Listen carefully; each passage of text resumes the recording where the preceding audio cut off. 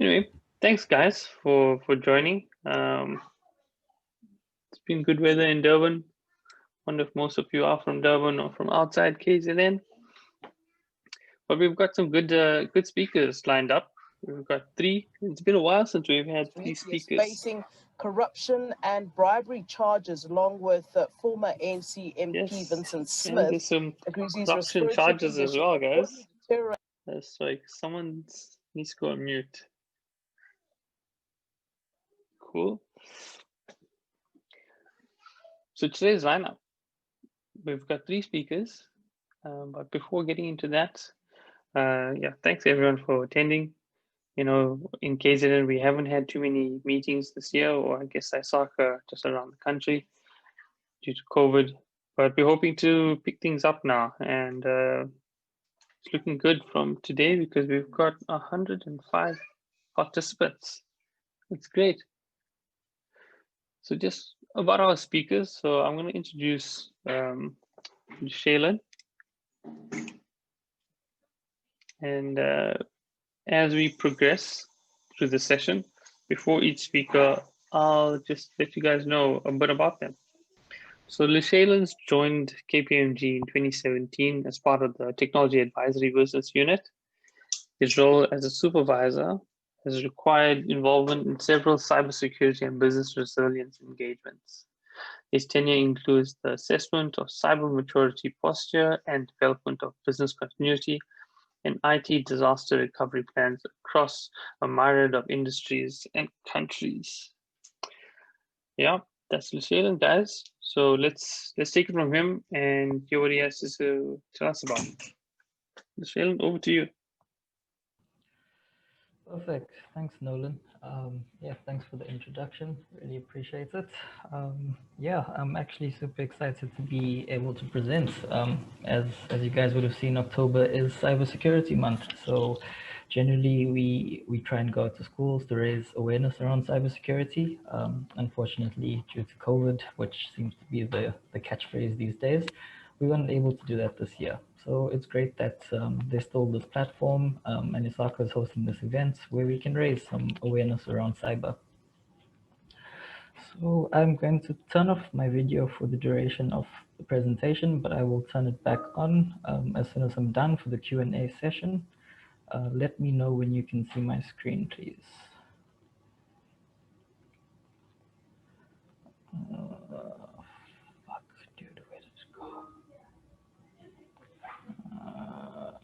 Presentation, show windows, share.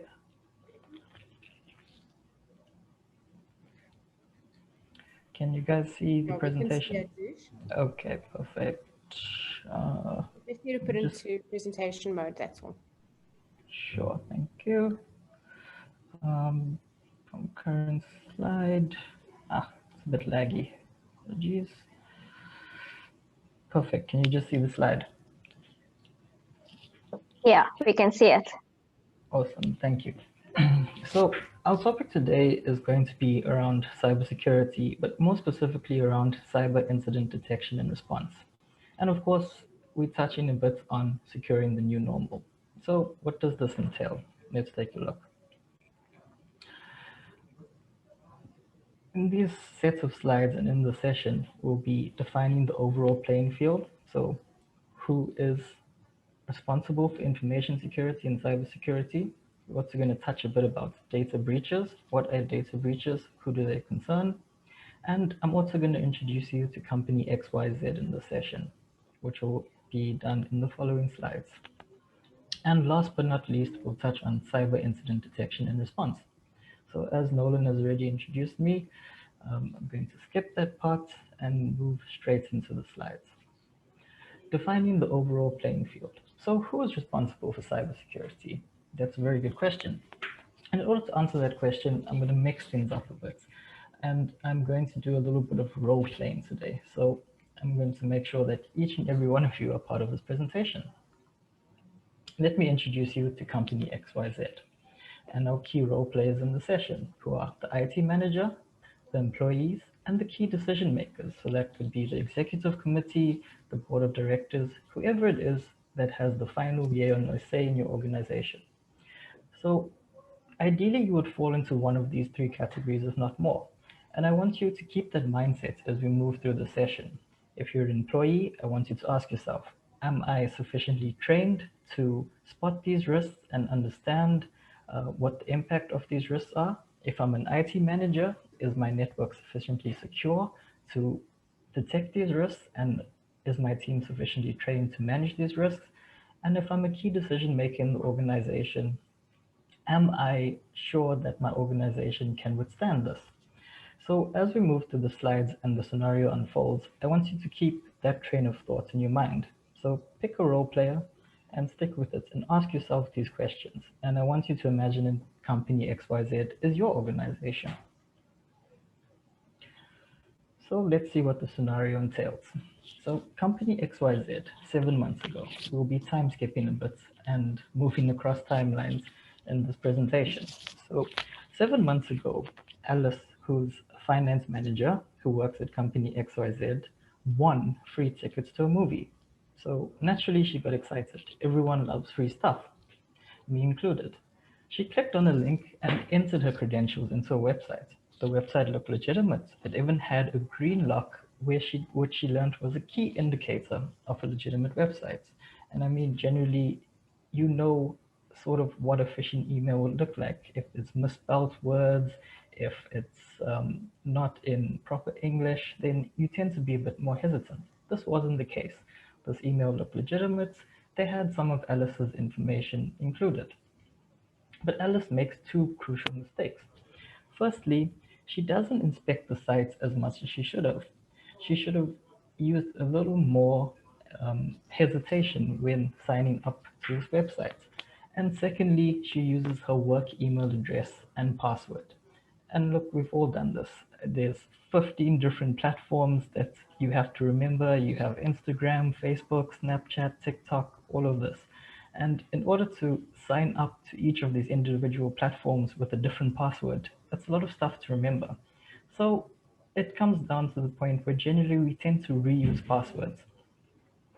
And in this case, Alice has done that, but she's made a crucial mistake in that she's reused her work password and her work email address, which is never a good idea. Let's see what happens. Back to the present day. It's 9 a.m. and Alice notices she cannot log into a computer.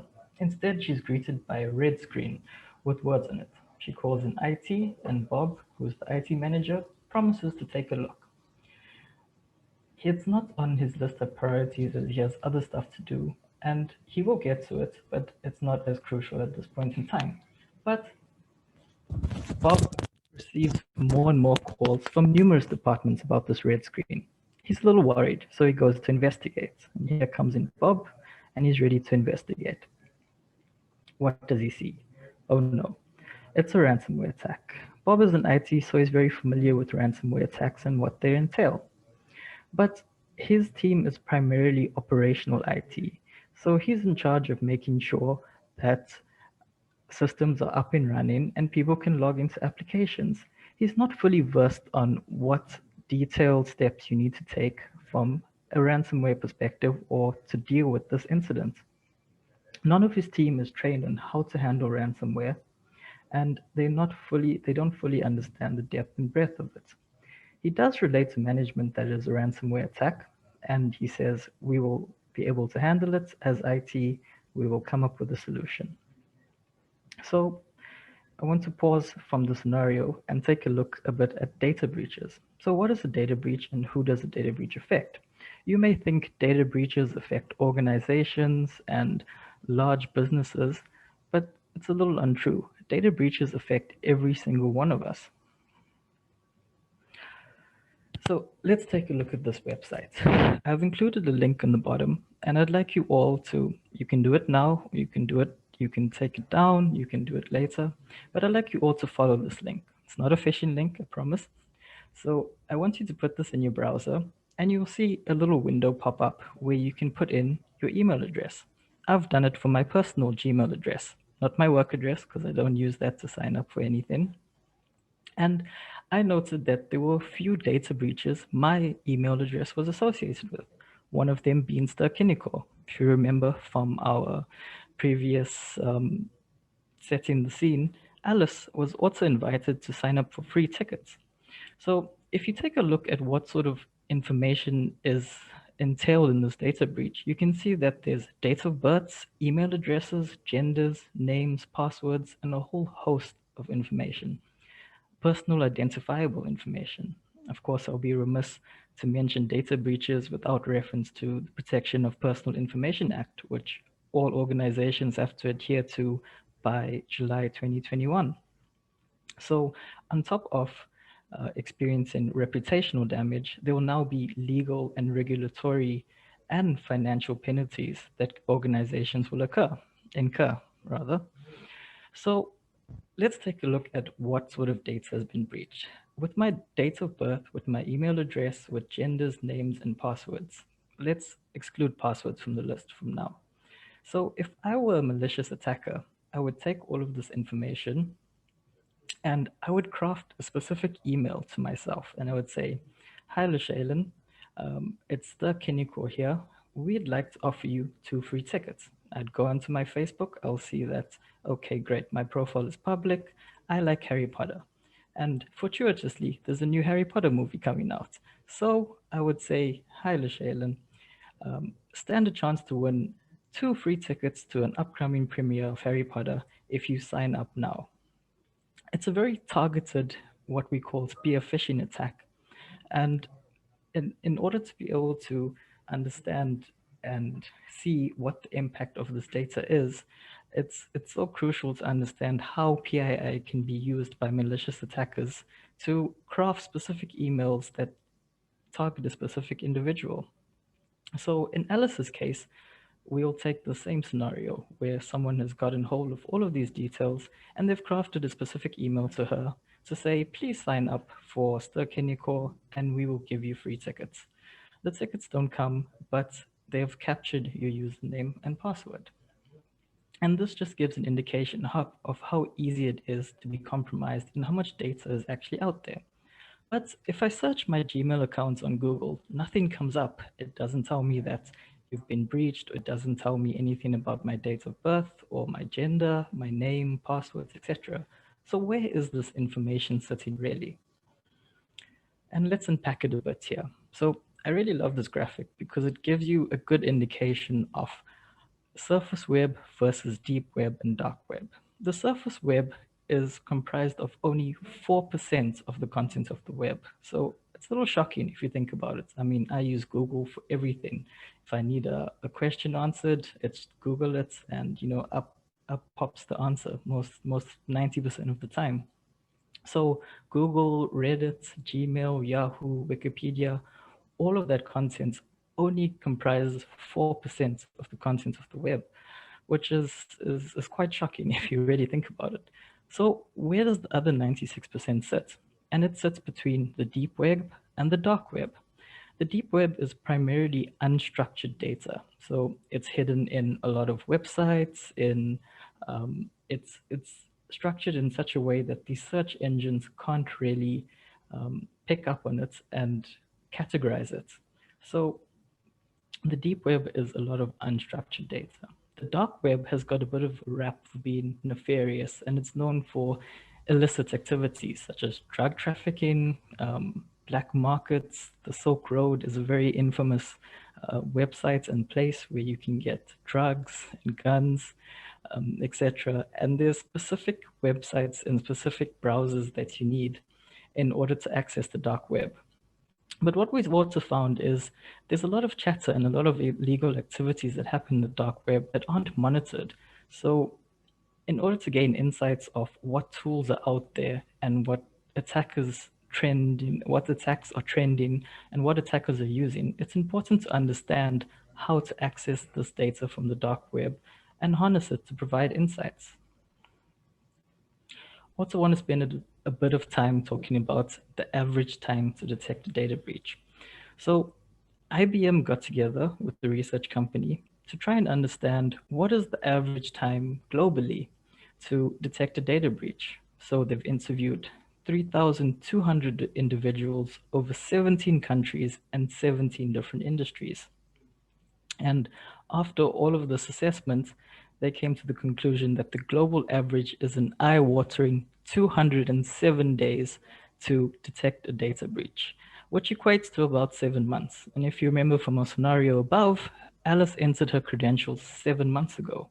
So essentially, an attacker can be in your system for 7 months before they are detected. Additionally, it takes 73 days to recover or mitigate a data breach or attack. That is an average of 2 months. In totality, 280 days from start to finish. So that paints a bit of a shocking picture. It takes 9 months to actually detect and mitigate a data breach at a global average rate. You can see here that there's varying industries, with healthcare being one of the worst. And it's interesting. Recently in Germany, there were some headlines around ransomware crippling a university hospital. And there was a critical patient en route to the hospital. And this patient had to be redirected to another hospital. And this led to the death of a patient because the other hospital was further away and it took longer before the patient could receive medical attention. And this case is being investigated not only as a case of ransomware, but also as a case of homicide, because the ransomware caused the death of this patient. So it's quite interesting to see in the real world how these actually affect people. So the link below I've included is the entirety of the study. I would really recommend you take a look at it. It's a great study. It has a lot of metrics and it tells you a lot about data breaches, the average cost, the average time to detect. I would highly recommend you take a look at that and read it in its entirety. It's very easy to read. It's very user friendly. So let's move along. Back to company XYZ. Let's see what's happening over there. So we have Bob and we have management. Management hasn't really been faced with a situation like this. So naturally, they turn to Bob for guidance. Bob says, look, we have a business continuity plan, we have an IT disaster recovery plan, and we have 6 months worth of backups. So to break these components down in their simplest form, a business continuity plan essentially looks at the risks each organization faces and what mitigating strategies can be put in place should these risks materialize. For example, if a fire were to burn down your head office, what strategy can you follow after that? Do employees work from home? Do they work from an alternate site? Similarly, in IT disaster recovery, covers risks from an IT perspective. If your server were to fail, what do? Do you have a backup server? If your hard drive was to fail, do you have backups? And backups are essentially backups. It's just taking an image of your computer, off of your network, and making sure there's an offsite copy or a second copy in the case that you need to restore from a previous time. So Bob says, look, we have this, we have a business continuity plan, we have an IT DRP, and we have backups. But Bob and his team are not really trained to deal with ransomware and incidents such as this. So I'm going to use a little bit of an analogy here. Imagine you come home one day and all your stuff is gone. Naturally, you're very upset and you sit down on the floor and you're sad, but there's nothing really you can do about it. So you say, okay, I'm going to buy everything back again. And 2 weeks later, you come back home and again, everything is gone. So you sit down and you scratch your head and you wonder what is happening. And the reason why everything is gone again is because you've left the front door open. So Bob says we're going to follow our ITDR plan, which says restore from backups. But in doing so, he also wipes out valuable log files and valuable data that help detect how the attacker got into the system and what the attacker did when they were on the system. So an IT disaster recovery plan will not necessarily follow or suffice for an incident such as ransomware, which is why it's important to understand that there's specific steps that you need to take when an incident such as ransomware or business email compromise happens. Because just as you wouldn't let an unqualified police officer or an unqualified individual come in and investigate what happened to your stuff, you shouldn't let an unqualified individual assess what happened to your network because a crime has occurred. And with all crimes, you have to follow specific procedures such as triage, which is essentially gathering all of the log data to understand what has happened, chain of custody, which has to be adhered to if you want to submit evidence into the court of laws, and analysis of the data to understand how an attacker got in. It's no use restoring from backup to remove ransomware if an attacker is just going to stroll through the front door again. So Bob has said to management, we are going to follow the IT disaster recovery plan and we're going to restore from backup. But he makes a crucial mistake again. He doesn't check the backups for ransomware. And because Bob hasn't done a full analysis of the network to understand where the ransomware is sitting and how far and widespread it is, and his approach is just to restore from backup of the entire network, he doesn't stop to think and say, hey, we should actually take a look to see if those backups are infected with ransomware. And instead, he goes ahead and restores from 2 weeks prior. So what happens? The network is encrypted again. Bob realizes he is out of his depth and now he turns to professionals. He tells management, look, I really can't handle this. I'm not entirely sure what's happening. And he calls in professionals. Professionals do analysis on what little evidence is left and determine that attackers have been in the system for a prolonged period. They also determine that all of his backups, 6 months worth, are now useless because they also are infected with the ransomware. If you remember, 7 months ago, Alice entered her credentials into the phishing sites. So essentially, these malicious attackers have been inside the system for 7 months. And Bob only has 6 months worth of backups. Faced with no other choice, Bob and company XYZ will have to rebuild from scratch. So this scenario so far paints a bit of a grim picture. And you might be formulating a question in your head. What is the solution? You've guessed it. Incident detection and response. So in order to understand incident detection and response, I'm going to take you through 4 integrated functions around threats, incidents, and vulnerabilities. So we believe that threat management is around preparing for what is coming. So that entails identifying what your crown jewels are, so your key information assets in the organization, such as personal identifiable information and intellectual property, and understanding what threats and behaviors affect those key information assets. It's also key to understand what control gaps exist in your environment so you can enhance your environment and plug those gaps. Security monitoring is another key element here. And you have to ask yourself, where are the eyes and the ears in the organization? And that's all around collecting and analyzing security events. It's great if you have login enabled, but people generally tend to sway more towards using logging as a detective control versus a preventative control. And it's important to understand what is happening on your network at any given point in time. And that's done through analyzing security events and monitoring logs. Incident management is another key element in this domain, which is around minimizing damage and contributing to compliance posture. And how is that done?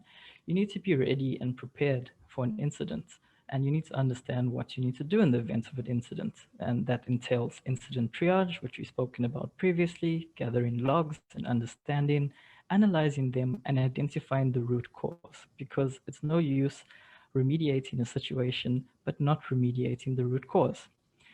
It also supports data and privacy compliance, which again, linking back to POPI and acts such as the GDPR, are requirements in many countries. Vulnerability management speaks more around reducing the attack surface. So we found the best way to make sure that an attacker can't get into your system is to reduce the attack surface. And that is done through oversight of your crown jewels, coordinating security testing, and making sure vulnerabilities are remediated timelessly in your network. So, categories of cyber threat intelligence. To understand cyber threat intelligence, we try and break it down into 3 categories, which are tactical, So that speaks to information and sets of technical indicators. So that's the more technical stuff, and that's IP addresses and all the fancy stuff you see flying on screens. It's domain names, hashes, metadata, etc. That is more for the techies. Strategic cyber threat intelligence speaks to primarily data analysis, but data by itself is not really useful. You have to convert the data into information and actionable information. So it's important to understand what is out there and what is being used currently, but it's important to get that information in a human readable report so you can action it. Operational cyber threat intelligence speaks primarily to understanding the motivation of threat actors and what tools and techniques are out there. So if a threat actor has picked your organization and they have a vendetta against you, it's important to understand why and what tools and techniques they can use to gain access to your systems. So how does cyber threat intelligence fit into this whole picture? So I know there's a lot going on here, so I'll break it down to its key components. We believe cyber threat intelligence should drive your strategy and design within information security. And you may come across many organizations who have a strategy and design and some who don't. But you have to understand what your threat and risk profile is. And you do that through cyber threat intelligence, collecting and analyzing strategic, tactical, and operational cyber threat intelligence. And that will help you and help guide what controls you need to put in place from a vulnerability management perspective, from a detection and response perspective, and what security analytics supports all of this. So we believe cyber threat intelligence is key in understanding what your threats and risk profile to your organization is and what mitigating controls you should put in place to ensure that your threats and risk profile is sufficiently addressed. Back to company XYZ, the $1 million question, who is responsible? So the network has to be rebuilt from scratch. Management is very unhappy and they want to understand who is responsible for this. And although it's a very complicated answer, there's a simple question. Everyone. Just as everyone is responsible for cybersecurity, everyone is responsible for this incident, from the employees to the IT manager to the organization.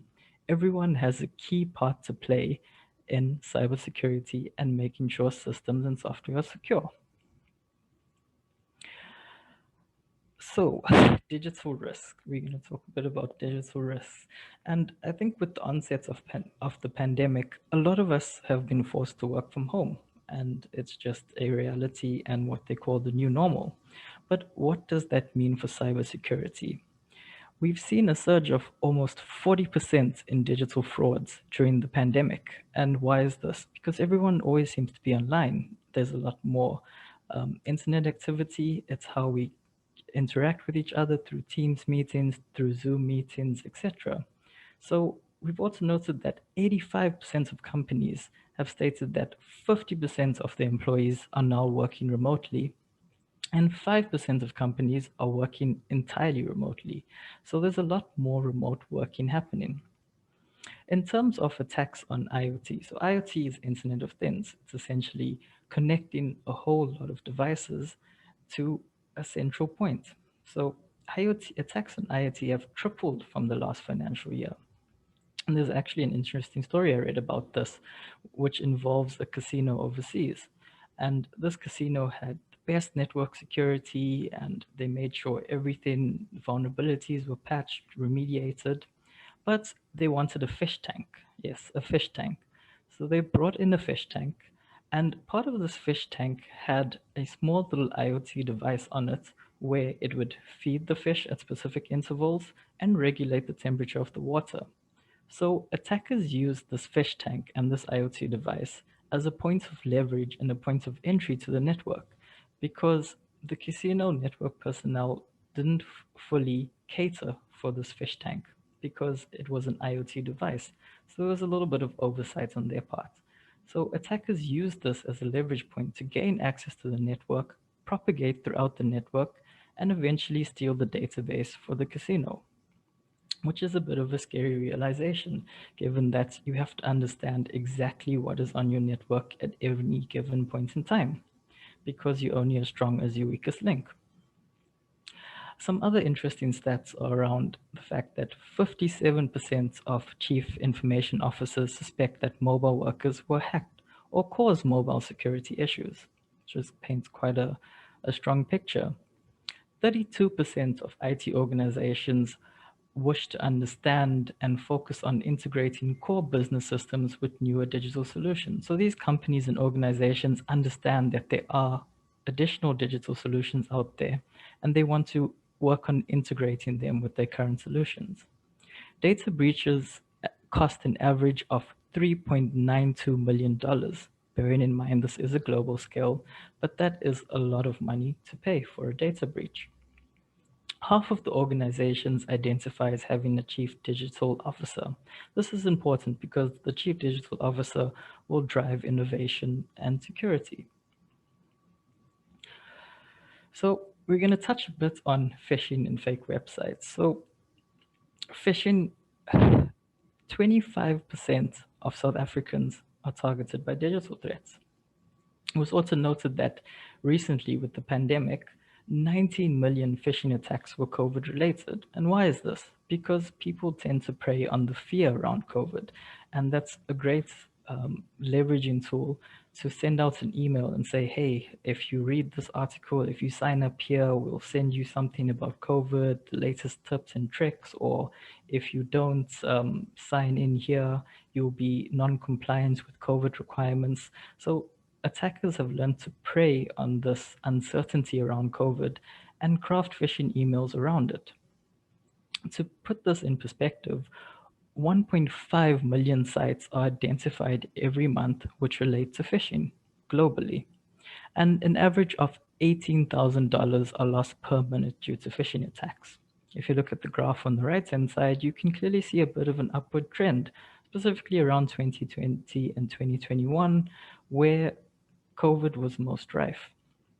From a ransomware perspective, we've seen a huge surge in the amount of money that these attackers are asking for. So they're asking for more and more. And payments increased by 1,150% last year, leading to a 25% increase in cyber insurance rates. So some organizations do have cyber insurance to mitigate such threats and ensure that the costs are covered.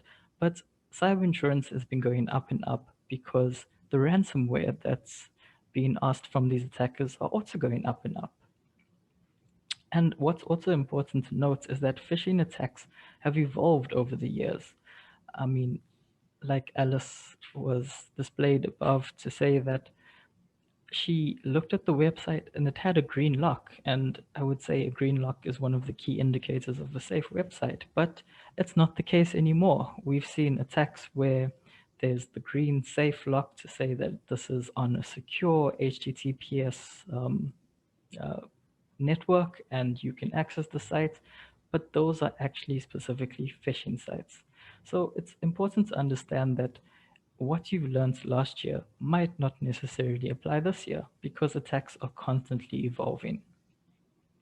And as an employee, do you feel you've been sufficiently trained to spot phishing emails, to understand ransomware, and to understand these risks? As an IT manager, have you rolled out sufficient controls to address this? And as an organization, are you fully prepared for this threat?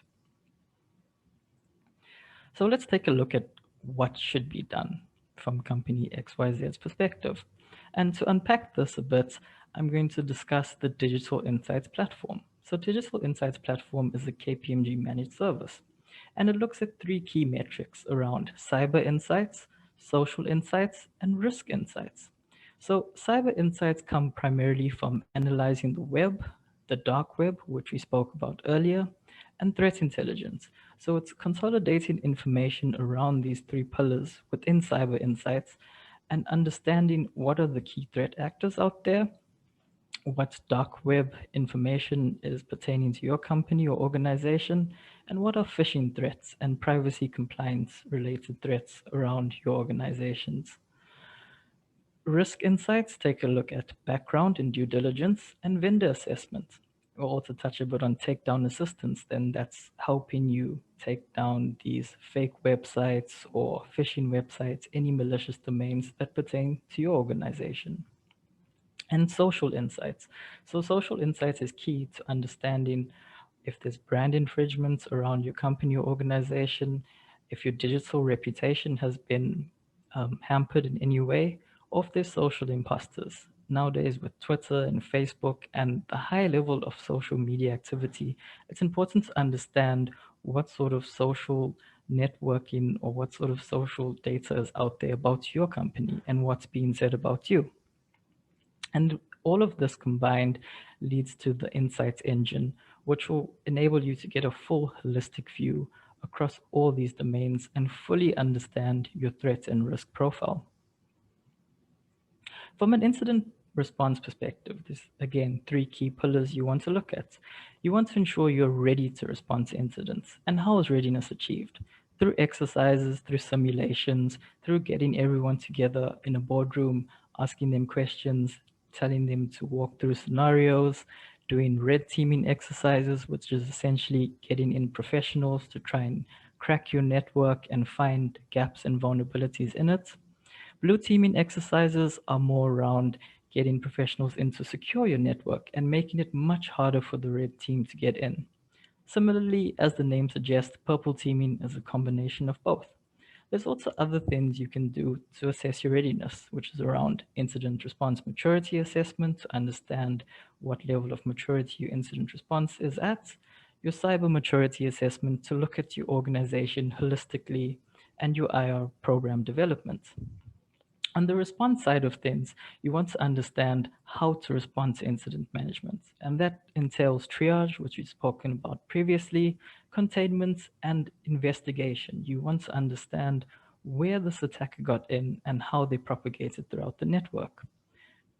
You also want to be able to report on this, and you need someone on call 24/7 because there's no time limits and there's no specific time frame that attackers may act at your organization. It could be 3 a.m. in the morning, 2 a.m. There's no specific time frame. From a post-breach perspective, a breach has occurred. So what do you do after? Your first step, of course, is remediation. You also want to understand from an incident response maturity assessment, what led to this breach? Were you not mature enough in some areas? What was lacking? You have to have a clear and defined response plan. And most importantly, it's continuous monitoring because you have to understand what the threat landscape is out there today. It might not necessarily be the same as it was yesterday. To wrap things up, we're going to take you on an alternate timeline for company XYZ. And this is in the case where everything went well and users are trained regularly to spot phishing emails or fake websites. And this, interestingly enough, a bunch of researchers got together to ask the question, how long does it take before users tend to forget what they've learned from specifically for cybersecurity and information security training? And they got together, they did a research paper, and essentially the magic number around that was 6 months. So they found that after 6 months, users tend to forget what they've been trained on. So yes, you may have cybersecurity training once a year, but is this sufficient? Because if you roll this out around January, by June, July, people tend to forget. There's a lot going on and they might focus on other things and not be as well prepared to deal with these risks as they were previously. Additionally, Bob is immediately informed of the breach thanks to incident detection and all the controls he has in place. And there's a fully defined incident management response plan, which tells him step by step what he needs to do. Management has also run through this response plan and they are fully versed on how to handle the situation. We also found that management, regulators, and public are kept informed throughout the process and they are trained to handle these situations. Similarly, professionals are called in to perform this analysis and triage before Bob and his team do anything to the network. Alternatively, you can train in-house on incident response. Luckily, the ransomware is limited, infected machines are cleaned, and analysis is performed until the point of origin. Lessons are learned, controls are enhanced to ensure that it doesn't happen again, and it's business as usual within a few days. So that's great for company XYZ, and they've managed to resume operations. So you can see the two sides of the coin, what happens when you're not fully prepared for incident response, and what happens when you are. So before I open up the floor to questions and answers, I'd just like to say that continuous improvement is key in cybersecurity, and it's always about staying one step ahead of the malicious attackers or the malicious individuals. What you know today might not necessarily be what is out there tomorrow. And the best way to do this is around discussions, around having these webinars, and around just chatting about what is out there, because you don't really know what you don't know.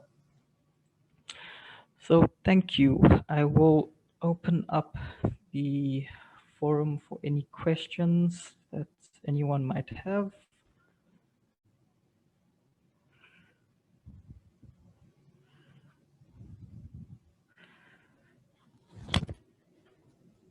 Alish, Hey guys. Matlala here.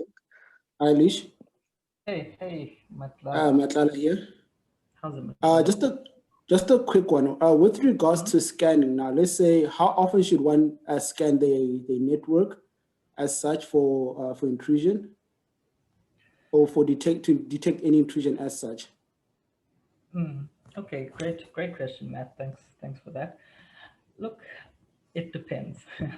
So I know it's a bit of a vague answer, but again, I'm going to link it back again to the threat and risk profile of organization. If you are a financial institute, if you're a bank, you want to be doing scanning a little more regularly than someone with a lower threat and risk profile. So it really depends on what your threat and risk profile is, and if you adequately addressing your threat and risk profile. You might want to do scanning every day. You might want to do scanning every week. Some people might find that scanning slows down their network, so they push it out to every 2 weeks. Again, it's up to the organizations to decide based on the information they have through analyzing their threat and risk profile, how often you should scan your network. So it really does vary according to industry, according to the organization's threat and risk profile, and there's no one answer. Ideally, we'd like you to scan every day, but that's not always feasible in the real world. So Matt, I hope that helps shed some light and answer your question. No, it does. Thanks, Lish. Thanks for that. I appreciate it. Thanks for the question, Matt. Anyone else?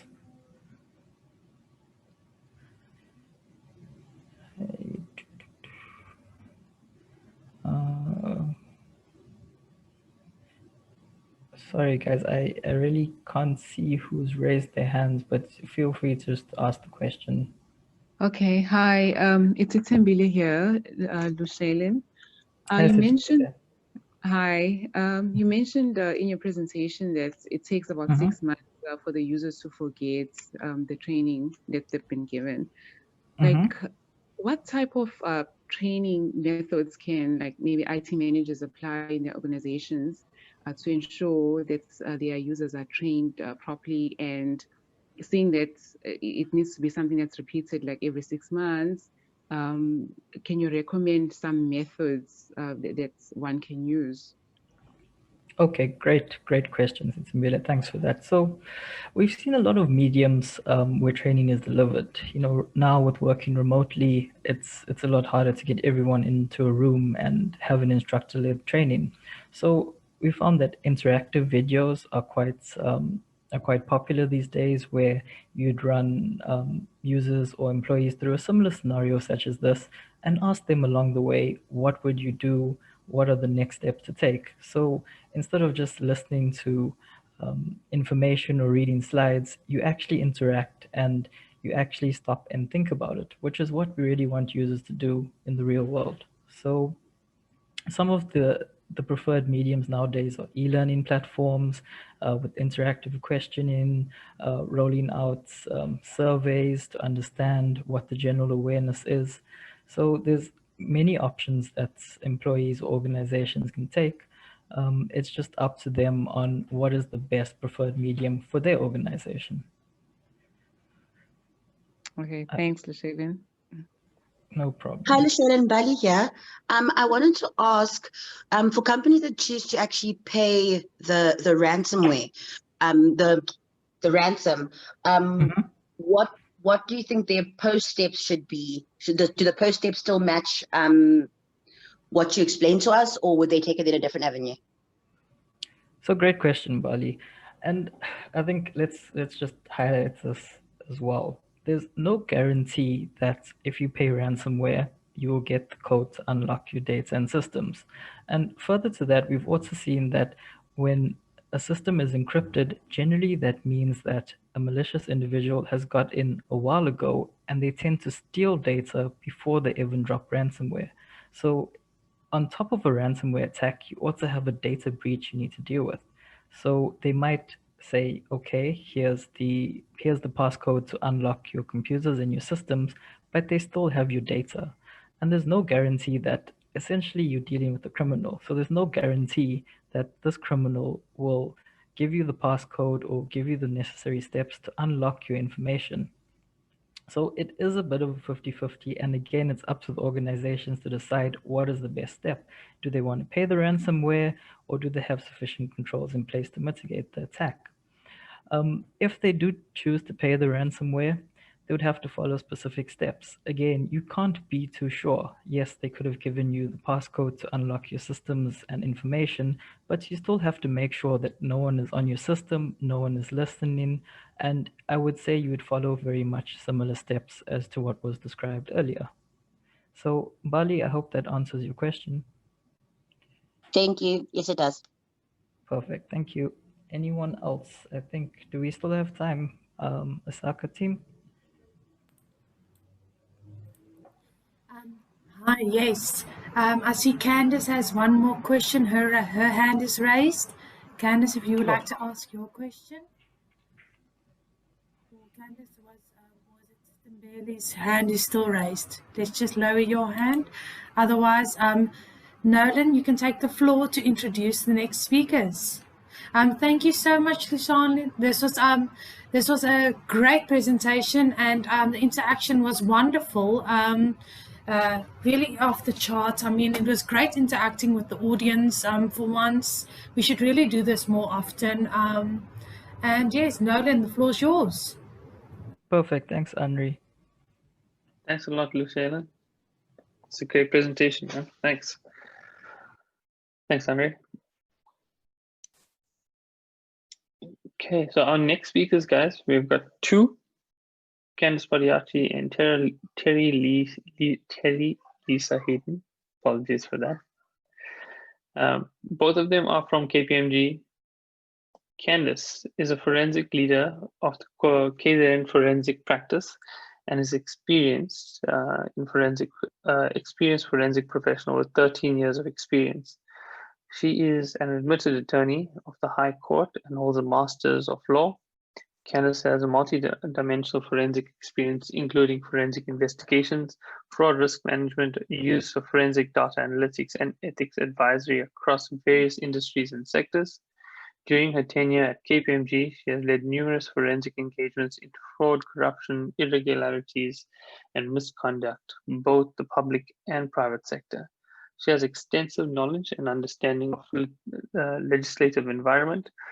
Candice regularly presents at various forums and has published various articles relating to fraud risk management frameworks and forensic investigations. Terry Lisa is a senior investigator within the forensic unit. She joined KPMG in 2016 as a trainee investigator. Terry Lisa previously worked at Old Mutual as a forensic investigator in the short and long-term insurance sector. She holds an honors degree in criminology and certificates in forensic law and accounting. Terry Lisa has gained experience over the past 5 years at KPMG, both public and private sector, through various projects across South Africa. She's experienced in predominantly in forensic investigations relating to fraud, corruption, and irregularities across a wide range of areas. Over to you guys, Candice, Terry, Lisa.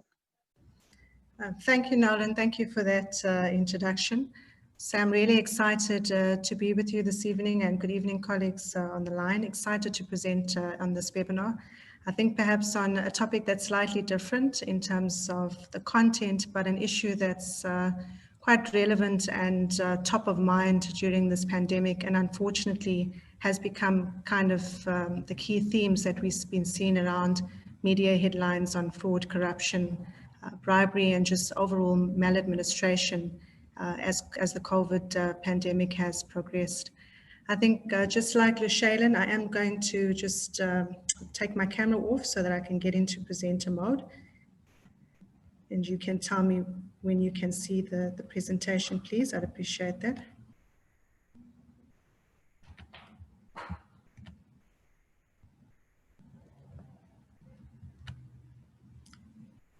Okay, is everyone able to see it? Yes, we can see it, Candice. You just need to put in presentation mode now. Okay, thank you.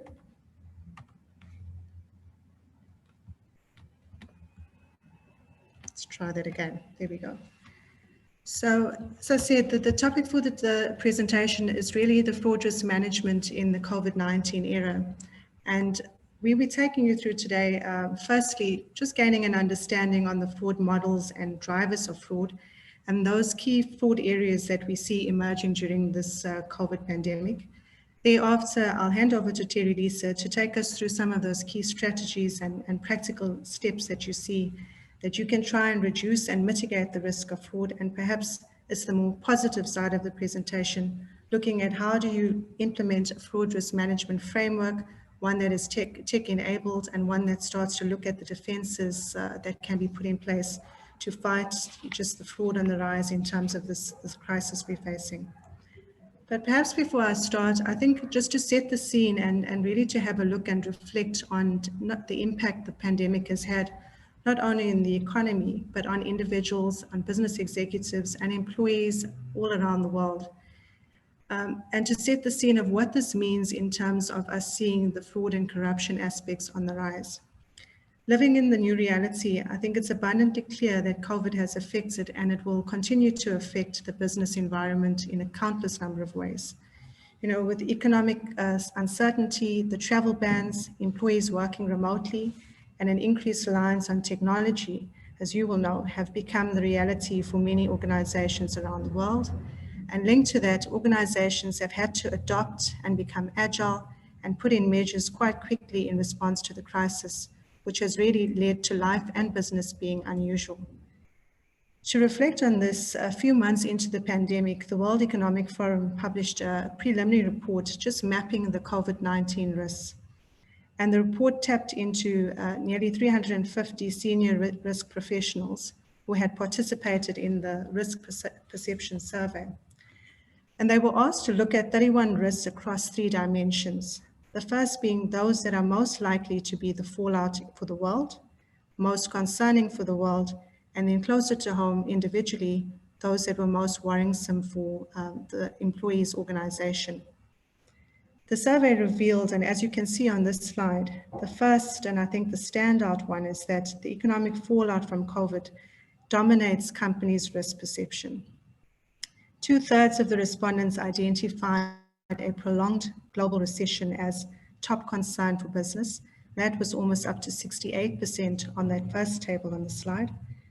Half identified bankruptcy and industry consolidation, the failure of the industry to recover, and a disruption of supply chain remained crucial worries to the participants. The third and the most worrisome fallout for companies, and relevant, I think, just following Lushaylin's discussion, has been an increase in the cyber attacks and data fraud, and that was for almost 50% of the respondents. I think it's clear, based on these results, that the new environment creates a heightened risk of fraud and corruption, as new opportunities and pressures arise for both internal and external parties. Sadly, many predict that these conditions set the stage for what is called a proverbial tsunami of fraud that is going to be for many of the months to come. However, before we just start to unpack some of those specific fraud risks that we have seen emerging during this COVID crisis, I thought we'd take a step back and just to share, kind of reflect on this old age question of why do people commit fraud? I mean, many of you, I'm sure, have come across this fraud triangle diagram in other presentations relating to fraud. But to recap, typically, the argument is that fraud is likely to occur when there are three factors that are present. It's opportunity, pressure or motivation, and rationalization. And the COVID-19 pandemic has created conditions in which all three of these factors are starting to flourish. The model is based on a widely accepted fraud triangle, which was developed by Dr. Creasy, who was a criminologist, and his research focused on embezzlers, which he called, interestingly, trust violators. And if you dig deeper into these elements, the first relates to opportunity. This one speaks directly to the situation or the circumstances that allow the fraud to occur. People do not commit fraud without an opportunity presenting itself.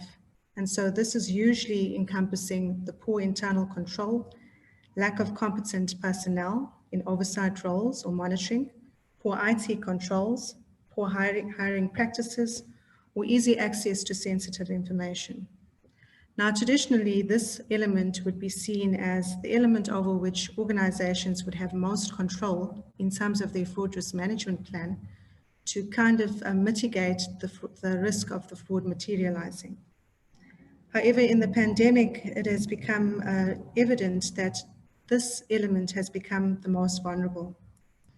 In response to the crisis, both the public and private sector organizations have had to move swiftly and make quite far-reaching decisions under very pressured circumstances. And in most cases, there has been no playbook to set the stage as to how these decisions needed to be made. This has led to, unfortunately, the instances where the key controls have been or may be disregarded. And these conditions create the opportunity for the fraudster to profit from the crisis through fraudulent activities. In some of the examples, and specifically in the areas have been around procurement and finance processes, which are being dealt with primarily on an emergency basis or by relaxed measures in terms of business as usual. And this provides opportunities of potential fraud activities such as bid rigging, collusion, bribery, corruption, and a whole host of maladministration or irregularities in that space. Linked to this has been a lack of due diligence and vetting procedures that have been performed. Again, just linking it back to the time element. This has created the opportunity for the appointment of fictitious or inexperienced suppliers, dealing and not knowing exactly who you may be partnering with in a particular organization or a role. And in terms of payments, we've seen it's led to rapid accelerated approvals or an increased rates of exceptions, creating a vulnerability of potentially fictitious payments being made or being paid for substandard goods or goods not provided for all in some instances. I think this has been severely aggravated by the fact that many organizations are also operating with a shortage of staff. And this has been due to either retrenchments, remote working, as well as just cuts in overall teams or cutting down on job activities in terms of the organogram, and ultimately has the ability to impact the oversight and monitoring. And finally, as has been touched on, there's an overall increase on a dependency on the virtual tools, the IT systems and the infrastructure, which may not yet be up to the level required in order to mitigate against this risk. The second trigger is known as pressure or motivation, and this speaks directly to the need of the fraudster to commit the fraud. The motive for fraud is often rooted in an overwhelming pressure, for instance, around personal debt or excessive pressure to achieve a lifestyle expectation. And again, this key trigger is usually the one that organizations may not have the ability to mitigate or have much influence over. And in the pandemic, with business closures, retrenchments, cuts in salary and restructuring, I think it's evident that it's created a financial pressure on households, on individuals, on businesses that has created the environment for this element to really come to the fore. And finally, the third factor is rationalization. And this is often, I'm sure, as you listen to me, the one where the fraudster tells himself there's a reason, or there's a real good rational reason as to why the deed that was performed is okay. And the typical responses we get in the industry is that no one gets hurt. Fraud is perceived to be a faceless crime. Only borrowing, I'll pay it back. They owe it to me everywhere, and everyone else is doing it. This fraud triangle demonstrates certain characteristics that increase the likelihood for fraud to occur. However, some experts have argued that as social norms have developed and as we're living in this business unusual, it doesn't explain the nature of all occupational fraudsters. And this speaks to a new breed of an occupational offender, one who simply lacks the conscience sufficient to overcome temptation. This fraud triangle, therefore, has evolved into what some call and what is known as the fraud diamond. And it incorporates essentially a fourth element of capability. And this capability speaks to personal traits and ability that plays a major role in terms of where the fraud will actually occur. It considers some of the individual traits or characteristics that are observed in the individual. For instance, having the right position in the organization to take advantage of the opportunity. And therefore, the fraud triangle has transformed into this fraud diamond, having the four elements to consider, being opportunity, incentive or motivation, rationalization, and capability. To take a step back and maybe to give you a visual, if you can picture the scenario of a doorway. So opportunity opens the doorway to fraud. Incentive and rationalization draw the person towards the door. But the person must have the capability to recognize, firstly, the open doorway as an opportunity, and then to take advantage of it and walk through, and then not to do it once, but time and time again. And that, in summary, really speaks to those four elements of the fraud diamond. The COVID crisis has and will fraud diamond due to the points that I've mentioned in each example. And it's really setting the stage for looking at the perfect storm of these elements coming together with the fraudulent activity and then currently taking place and those that would take place in the next few years. But with this understanding in mind, it's important then for us to look at what are those key fraud risks that have come up and emerged during the pandemic over and above the ones that we do see from our experience in terms of the fraud risk management framework. To give you a view, the Association of Certified Fraud Examiners, known as the ACFE, conducted a survey from late July to mid-August 2020. And it was essentially to gauge how COVID-19 continued to affect organizations around the world. The survey focused on exploring how fraud risks and anti-fraud programs would need to change in the current environment. And the report was released just a month ago in September.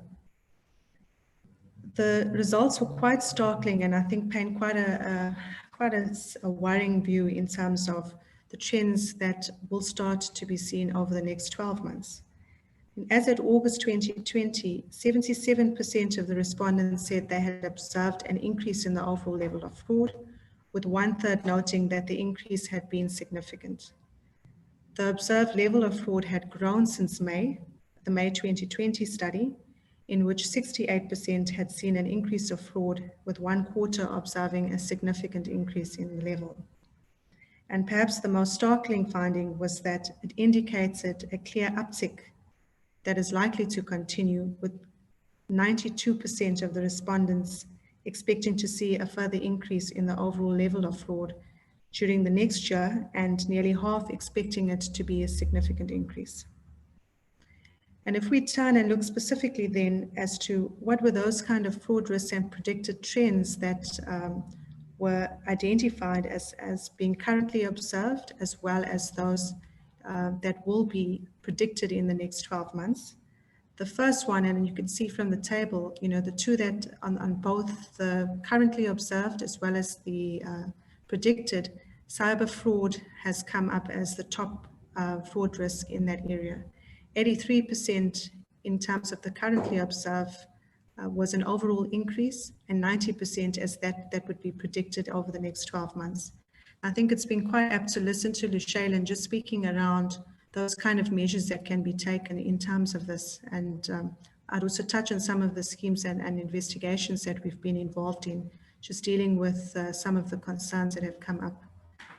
The second link to that is the unemployment fraud, and that remains both as being currently observed as well as that which is predicted to continue in the next 12 months. It was then fraud by vendors and sellers, payment fraud, and identity theft. In terms of the fraud schemes predicted over the 12 months, as I said, cyber fraud remaining top of mind, unemployment fraud remains the same, payment fraud, and coming to the fore has been in healthcare fraud, which is seen to be an emerging trend in the next 12 months. If we look at it from a South African context, and I know that we've all been reading and watching the media headlines around, unfortunately, what has become the extent of the discussion of fraud and abuse of resources, which has increased over the last 8 months. And interestingly, as we prepared and looked at these fraud-related risks, last month, the Auditor General released a report on the audit that was performed at the request of the President. And that was on the 16 of the key COVID-19 initiatives introduced by government during the period of COVID, and the management of the 147.4 billion of the funds that have been used for these initiatives. I mean, in summary, and the report is still dealing with the audit that was performed. In summary, some of the key findings were that a compromised control environment which speaks directly to, if I take you back to the fraud diamond or triangle of opportunity, was noted. The technology systems used in public sector were not agile enough to respond to the changes required.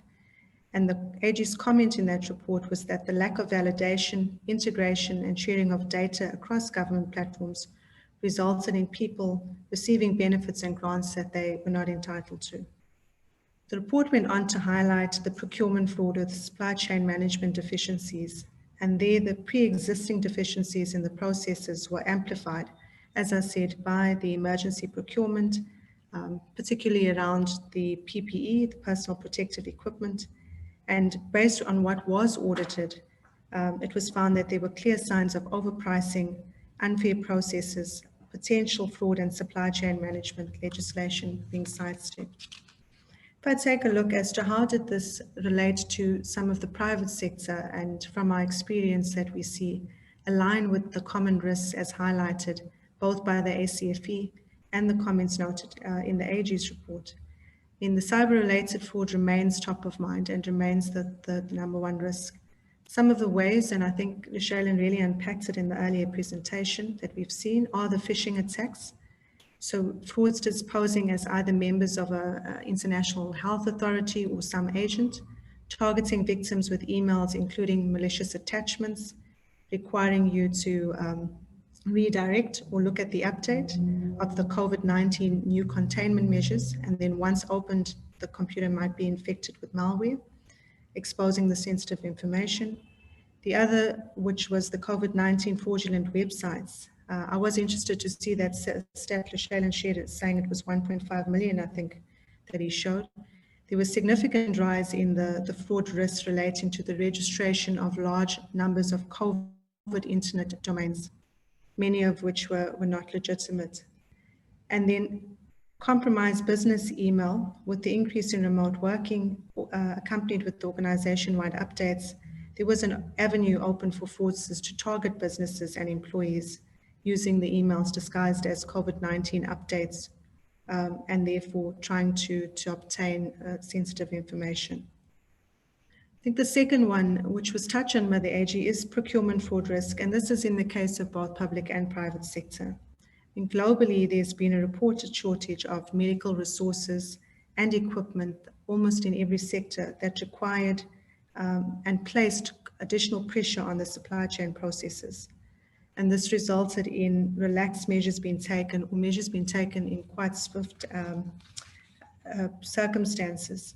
Unfortunately, fraudsters saw this as an opportunity to profit And the crisis has pulled to fore a number of activities relating to bid rigging and collusion, bribery, the appointment of fictitious suppliers or inexperienced suppliers that has resulted in significant loss to both the public and private sector. The disaster relief funding fraud scheme. I mean, as you would know, as the lockdown measures were enforced, locally, the president announced the stimulus package as well as in other countries globally. But as we listened to the amount of the debt relief funding that was going to be made available to assist, so did the syndicates, who sat and applied their minds to an array of schemes to exploit the ordinary individuals and companies.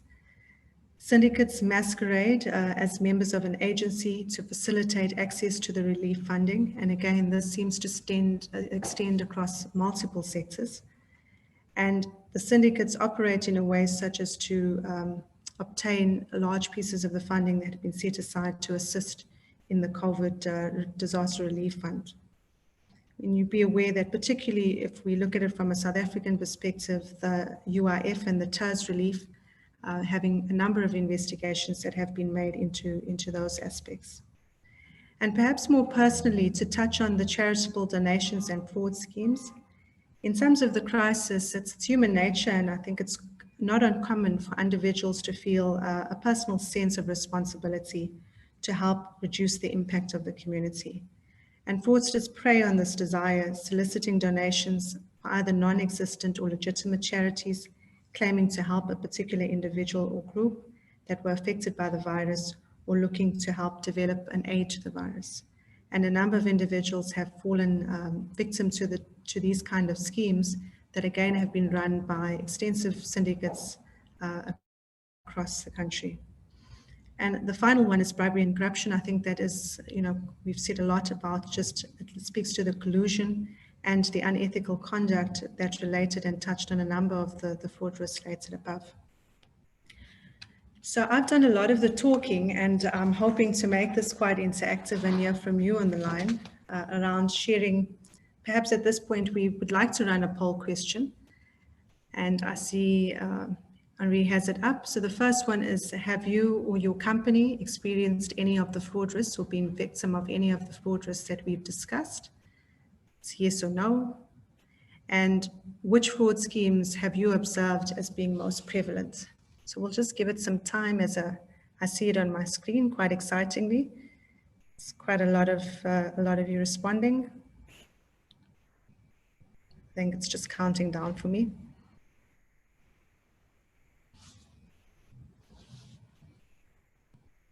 Okay, good. I think we're still getting in the responses.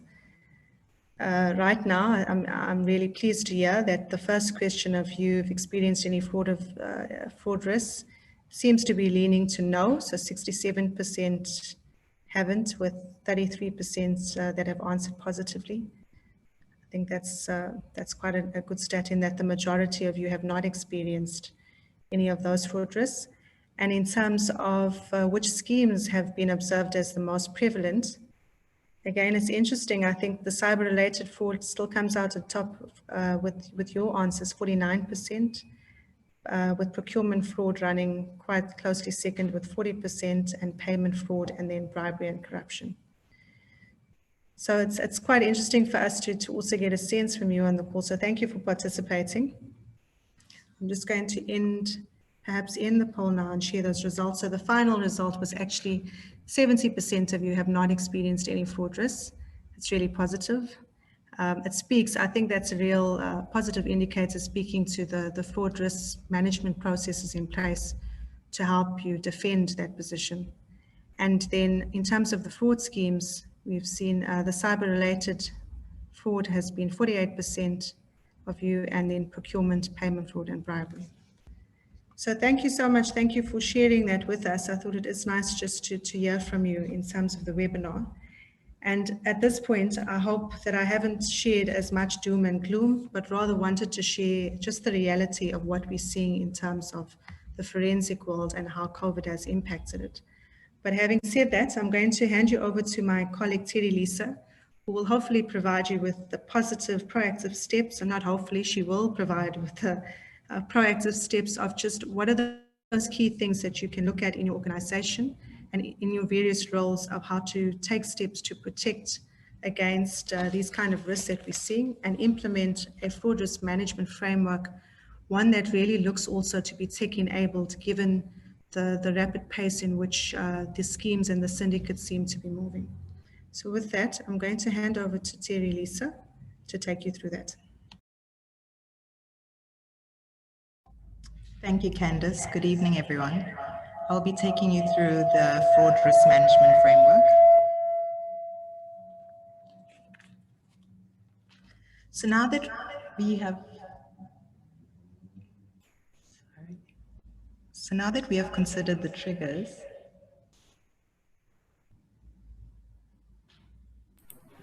I'm just going to jump in and recommend. Just give me a second. Yeah, I'm just going to recommend that one of you mute. I'm guessing you're in the same room. I know. Thanks. So now that we have considered the triggers of fraud and common threats facing organizations during the COVID crisis, we need to be asking ourselves a realistic question. How do us as businesses protect ourselves post-pandemic COVID era? Simply put, the answer to this question has to be the adoption of an effective fraud risk management approach, that which focuses on establishing policies, programs, and controls, designed, number one, to reduce the risk of fraud from occurring, two, detecting it when it occurs, and three, taking appropriate corrective action to remedy the harm caused by integrity breakdown. If we look at the slide, we see in front of us that an effective business-driven fraud risk management approach encompasses controls that have four objectives, namely prevention, detection, response, and transformation. So let's unpack some of these controls. Prevention. This is where businesses should be assisted in planning a fraud risk strategy in accordance with their respective business goals and compliance requirements. Detections. These are ways in which businesses can be supported in detecting fraud and identifying potential vulnerabilities. A response. A response is where corrective action is taken to remedy the harm caused by fraud or misconduct. This would entail such things as investigations, recovery, root cause analysis, mitigation, and remediation. Lastly, a fairly new objective and catchphrase, transformation. This involves supporting businesses in building or improving their organization's processes and technology to enable them to follow their fraud risk management strategy. With these strategies in mind, although there's no definitive roadmap for navigating the current COVID-19 climate, it is expected that the crisis is shaping the fraud risk landscape, and entities need to act swiftly to review and enhance their fraud risk management practices. So just to touch back on the ACFE survey that Candice had discussed, the ACFE survey actually reaffirmed this view in that when asked about the difficulty level of preventing, detecting, and investigating fraud in the wake of COVID-19, unsurprisingly, the respondents overwhelmingly indicated that all three of these activities are more difficult now than were previously. In fact, more than 3/4 indicated that preventing fraud is more challenging in the current environment, with 26% noting that it is significantly so. Similarly, 74% of respondents have found investigating fraud more difficult, and 68% have found fraud detection more difficult. The key tools listed under each of the controls can be used interchangeably when adopting an FRM tech-enabled framework. I'll be discussing these tools and their alignment to the controls and forensics activities in more detail as I take you through to the next slide.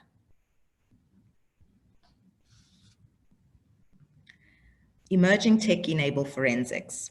As new fraud techniques are continually evolving, organizations need to respond by updating their defenses, particularly with cyber-related fraud being the #1 risk in the survey. Technology not only enables the fraudster, but also enables the organization to defend itself. Companies have to think harder about whether old fraud prevention technologies still apply. And this is something we as forensic professionals have had to ask ourselves.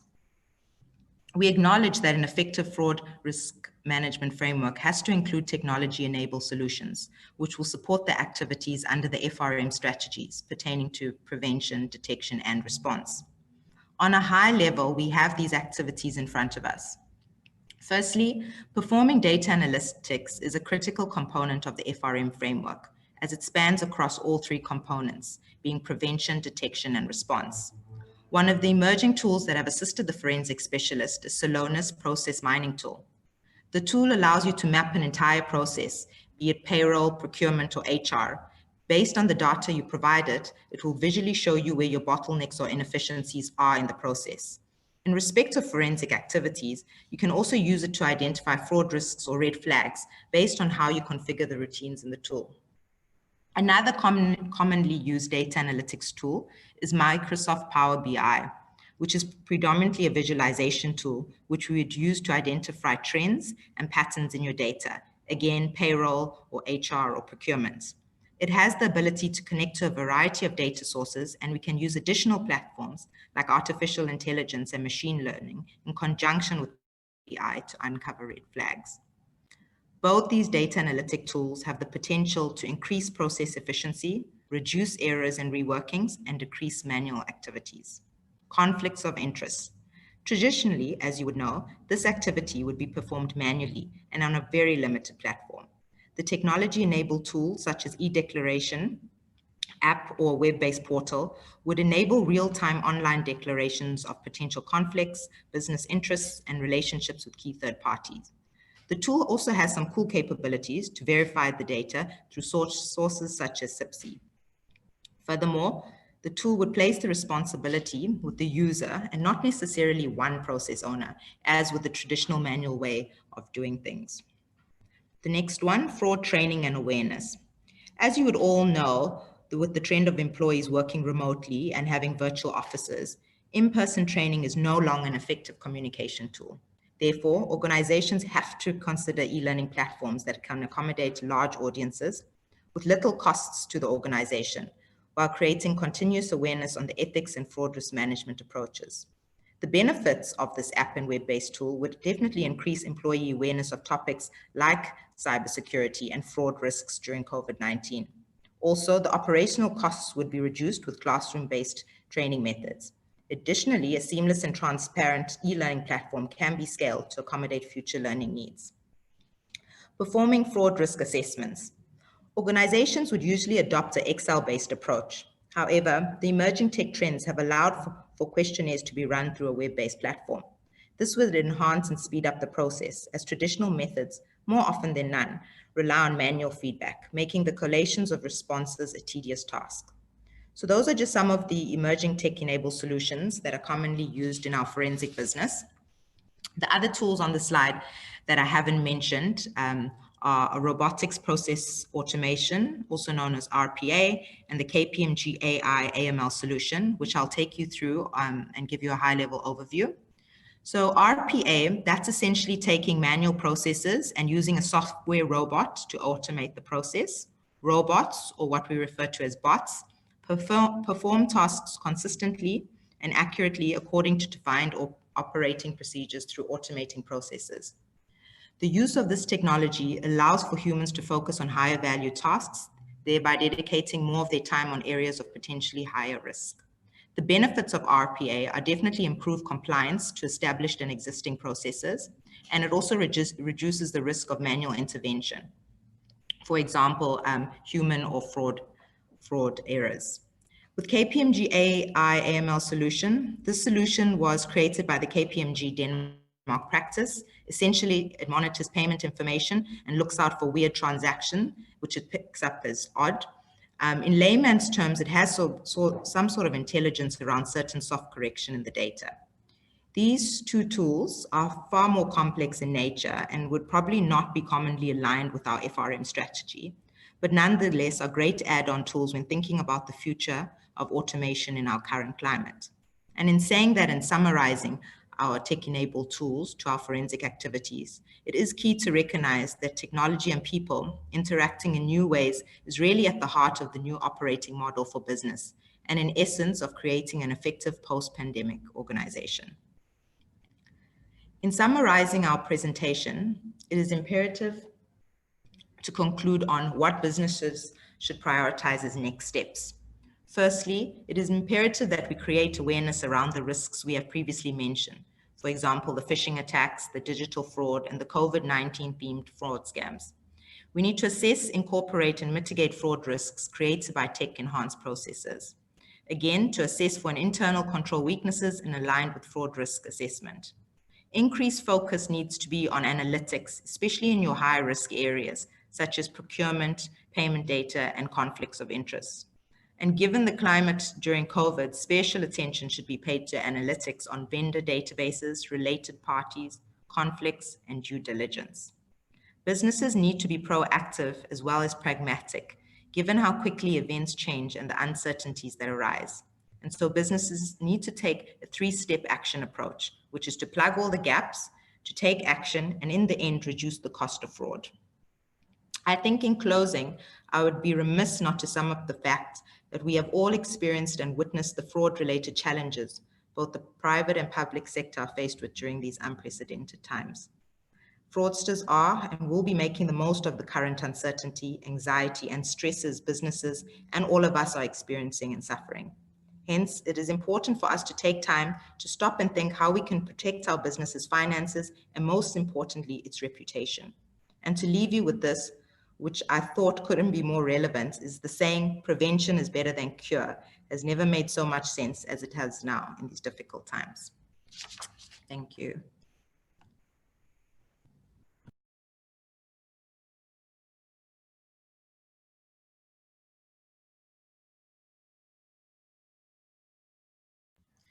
So maybe we'd just open the floor to any questions that you may have for us in terms of that fraud risk management framework or some of the questions around the fraud risks, if they are. Hi, it's I hope Nolan. we haven't scared you too much with some of the stats and the warning signs of the months to come. So I've got a question.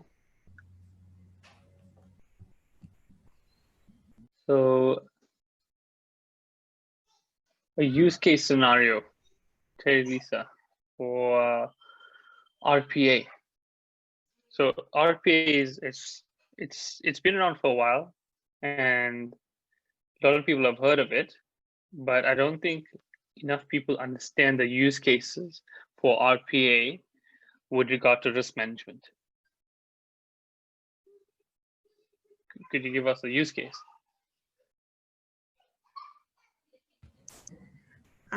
Nolan, what I am going to do, I know Lushaylin's on the line and he can give you an exact use case. We've got the example that I'll pull up on the slide, but I know he will give you exactly. The forensic team is supported by the tech specialists, and perhaps he can just explain that detail. Lushaylin? Sure, no problem. Do you want to put the slide up again and then maybe we can walk through it together? Yeah, sure. Perfect.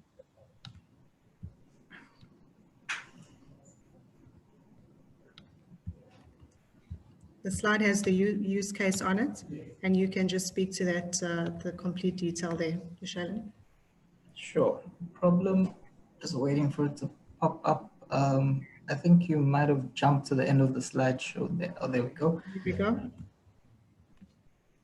All right, perfect. So use cases for RPA. So let's break down RPA to what it is essentially. RPA is essentially a macro, so a series of steps that's pre-recorded to ensure that a mundane task is automated, such as payroll analysis, insurance services, claims, compliance, fraud. So in order to develop RPA solutions, it's important to break down the process to the very basic steps. So if you understand the process from start to finish, you can develop a bot to mimic that process. And these can be handled quite easily in these use cases.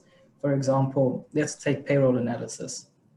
You develop a bot to check that each and every individual is receiving a specific amount or a specific pay.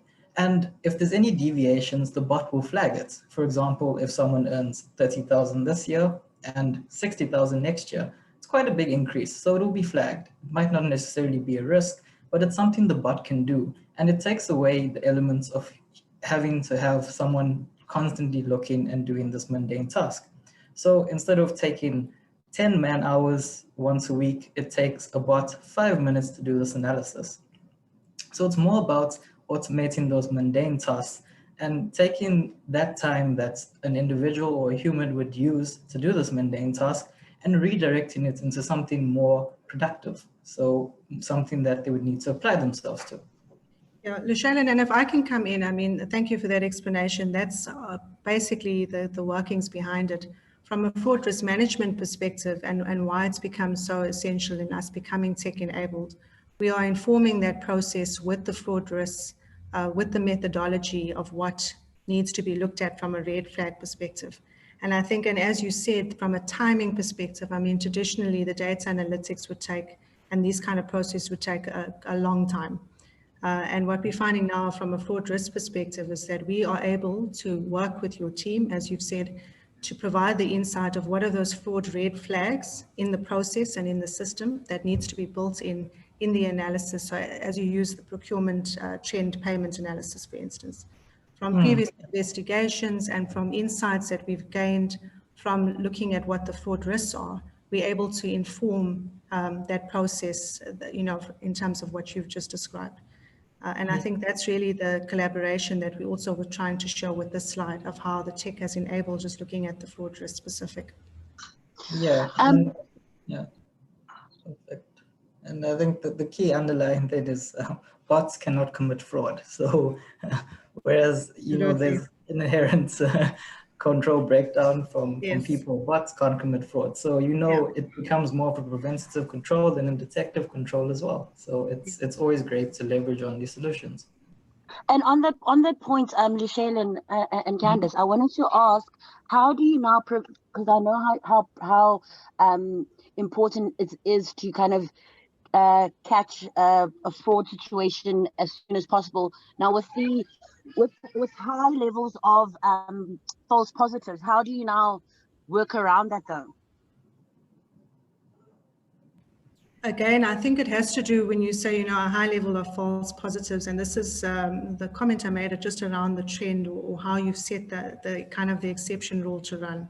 And what we find is that with the tech team, we're able to take those false positives and look at really from a fraud perspective what the fraud risk is in the process. I don't know if I'm explaining that well, but you know, in a real life example, we would know from a prior investigation or some of the red flags of the kind of things that need to be dug deeper in terms of that result.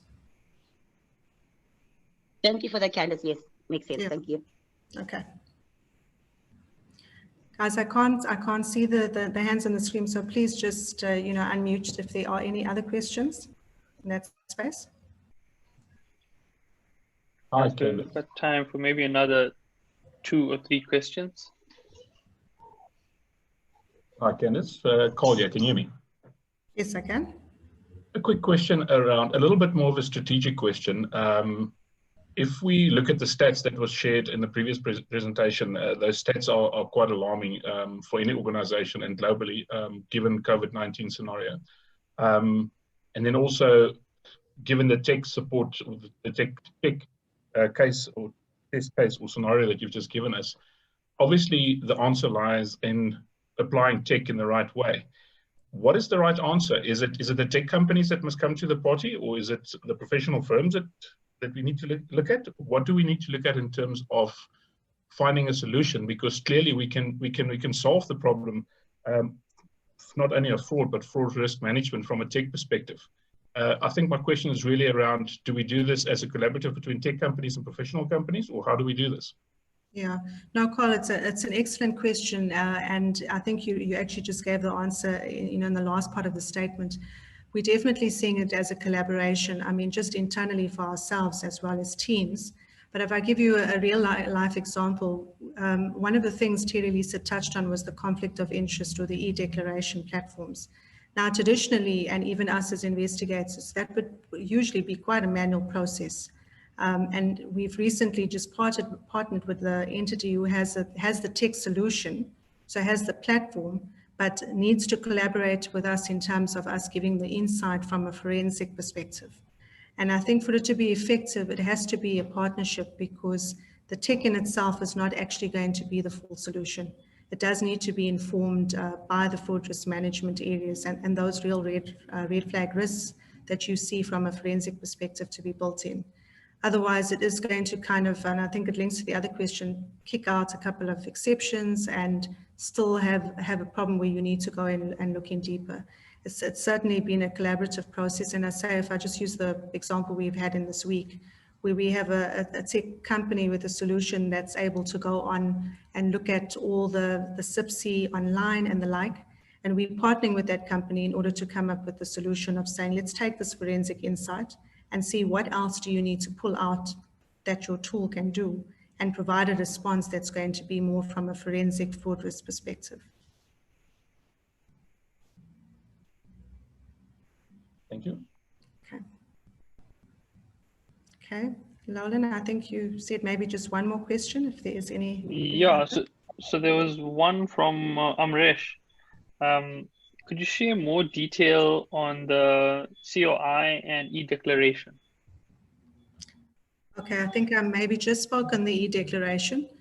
It is a platform, it can be web-based, and it is again coming together with a solution from a tech perspective, and then just building in those specific, an alliance with what the declaration policies and fraud risk management frameworks say in that entity. And tailoring that tool to go to really become an online tool.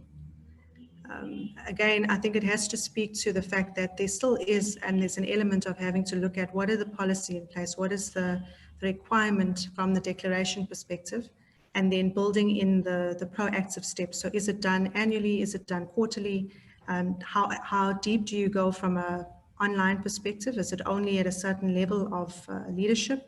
Is it taken down to every employee? Those are the kind of finer details that you need to build in terms of, fine, we have the tool, but what do we want the tool to do for us to give us the results from a forensic perspective?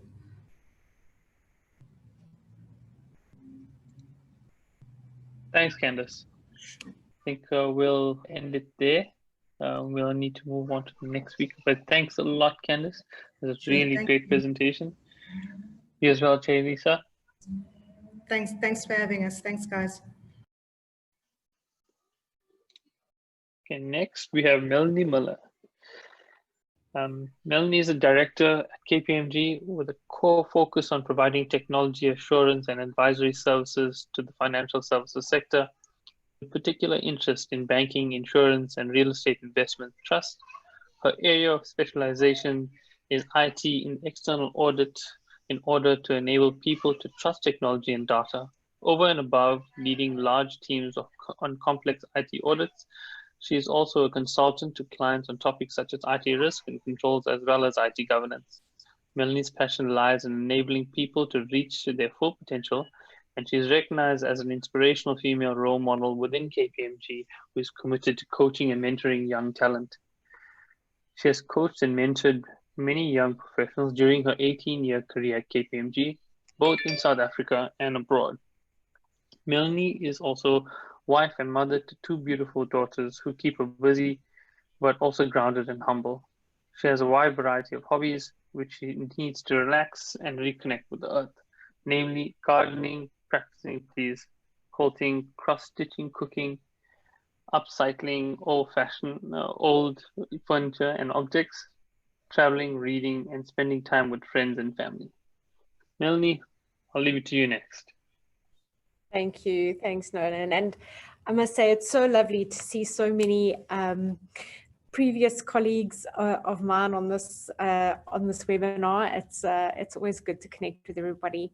And then I just have to give a shout out to my KPMG team. So many of them have joined tonight. So thank you so much. I really appreciate that. So I'm going to share my presentation. So let me stop putting my video on myself. And I'm going to share the presentation. Please, will you just let me know when you can see the presentation, please?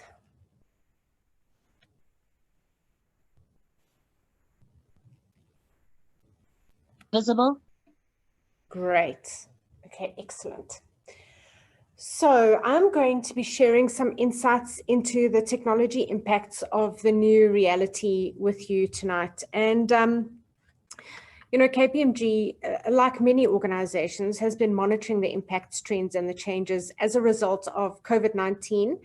And we've weighed in on some of the immediate and permanent effects of the pandemic and what that will have on the technology, which is really the focus of my presentation.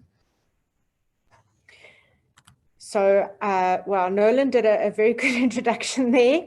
So I'm not going to reintroduce myself, but suffice to say that I'm also a proud ISACA member. And yeah, I've got a few qualifications. Right, so before we start with the actual presentation, I'd like to do a quick poll with you. So there's going to be two here. So the first one is, where are you currently working from? So is it your home or equivalent, the office, or both?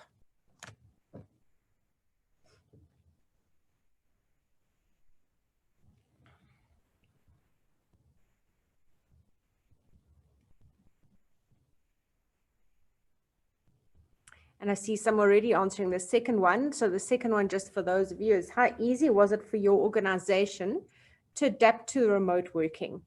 Was it very easy? You were already remote working enabled, relatively easy? There were some staff who needed to be enabled to work remotely, relatively difficult. So majority of staff needed to be enabled to work from home, or very difficult, where we still have not been able to enable all staff to work remotely. Working remotely has resulted in us not being able to perform many activities required to be successful in our jobs. And then the last one is just, you know, if you're an essential service and you did not need to work remotely. Right, so we've only got about 63% who voted. I'll give a few more seconds because they're not difficult questions, I think.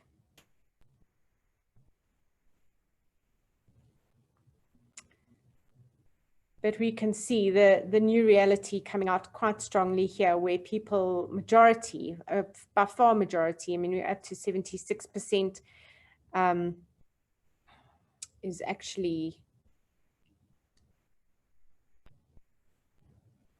actually working from home or an equivalent location, and with minimal working from the office. Okay, we've got 68%. I'll wait until we've got about 70%, and then I'll end the polling. And you can go ahead and also perhaps complete the second question, just around how easy was it for your organization to adapt to remote working?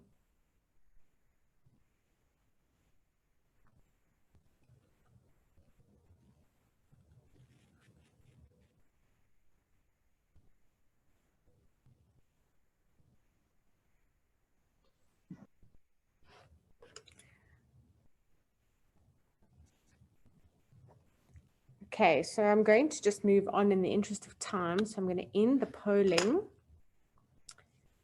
Right, let's quickly, right, so we're sharing results. So as you can see, by far the most is working from home, and that's not surprising. I mean, I would have maybe expected to see a few more working at both home and the office, but as you can see, people just working just from the office is very, very little. And then how easy was it for organizations? So relatively easy, and that's a good sign. Okay, so I'm going to stop sharing the results, and I'm going to move on then with my presentation. Now, why on earth am I not able to continue? There we go. Okay. So before I dive into my presentation, I just want or into the actual impacts of COVID on technology. I'd like to just spend a little bit of time going through the phases of the reaction to the pandemic. So essentially there are 4 phases to the pandemic. And this really is, firstly starts off with the reaction phase. So that's really where we responded to the crisis, the recession, where we're trying to manage through uncertainty. We then have recovery phase, where we're settling and identifying opportunities. and then we go into the new reality, and that's where we're adapting to a new world. And what I just want to do is spend just a little bit of time on looking at what happens in each of these phases. So the reaction phase really was the very initial reaction. This is where everybody was thrust into triage simultaneously. So you can just cast your mind back to March this year when Cyril stood up and made that very first speech. And it was an absolute shock. And I think, you know, we could see it coming down the line. China had started, it had then kind of filtered into Europe. And I think many of my colleagues are so tired of hearing this story, but I was actually sitting in France when the lockdown was called in many of the European countries. And it was quite scary because, you know, initially when we heard about it, we thought, oh, okay, well, you know, maybe we'll spend a week here. We had another week left there, and we thought we'll just play it out and see how things go. And the resort we were at very quickly were like, oh, no, you're getting out of here now, and you need to try and get on a flight like tomorrow, because otherwise you're not going to get home. And it just seemed so unreal to us. So that really was the very initial thrust. And I think it was quite frightening. And it really was, you know, from about really 1 to 3 months that we fell into that reaction phase. The next phase then is the recession phase. And that's where, you know, the consumer demand is still remaining constrained by lost wages, you know, as a result of the shock and the fear factor that happened from a pandemic perspective.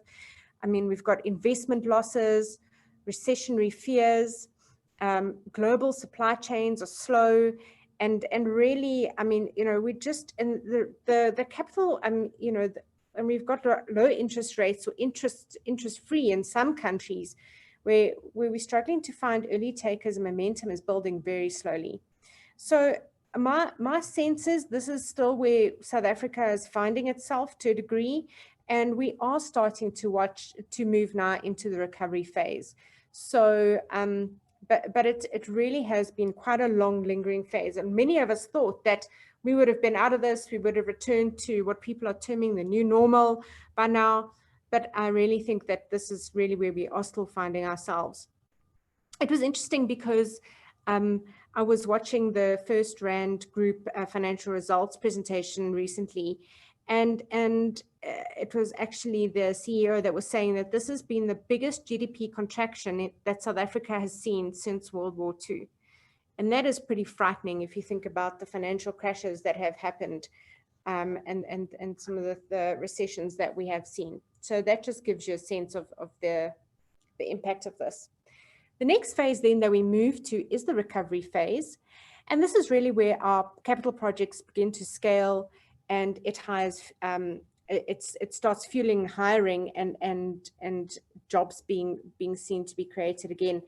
The consumer sentiment and consumption improves as jobs are created, and investments trends become more positive, and the anxiety passes. And that's why I'm saying that we're not yet in the recovery phase, because that really is talking about quite an uptick. And I think for now, we're not quite there yet. So I think, and you know, I think there's going to also be a little bit of a cycle between this recession and recovery phase before the world moves to the new reality. As we see some of the, you know, the second waves coming through and possible COVID-20s, who knows, you know, it's so uncertain at this stage. But, you know, just to know that this, unfortunately, it's a really long protracted cycle that we are seeing. And then we move to the fourth phase, which really is the new reality and the new normal. And that's where we start seeing the learned behaviors and empowering technologies that were tested during this crisis becoming more of a standard. You know, our nature of our interactions, so the communication, our travel, education is going to be irrevocably changed. And I think those of you who have children, you know, you had to become very well versed in online communication tools to enable to continue doing your day-to-day job. And then you also had to become an overnight teacher and also teaching your children how to make use of these tools in order to continue with their education. So it really has thrown us into flux. So it's quite interesting because, you know, in doing a little bit of research around this topic, there is also a view that businesses are not facing a new reality. It's COVID has just sped up what was already coming. So that's also just another little bit of a different view that the new reality wasn't forced on us necessarily. It's not something that was brought on or that was only going to happen as a result of COVID. It's just COVID has just escalated the time in which this was going to happen. A lot of people are saying this is where we were going to go to anyway. So now that I've covered the phases of this pandemic, I'd like your opinion on two more polls that I've asked to be launched. So the very first question, and so the first question is, so given the 4 phases of the pandemic reaction, how long, in your opinion, do you see the following phases lasting? And the first one is the recession phase. So that was the second one that I said that South Africa is still in. And then the next one is this recovery phase. So that's the third phase before we move into the new reality or the new normal phase.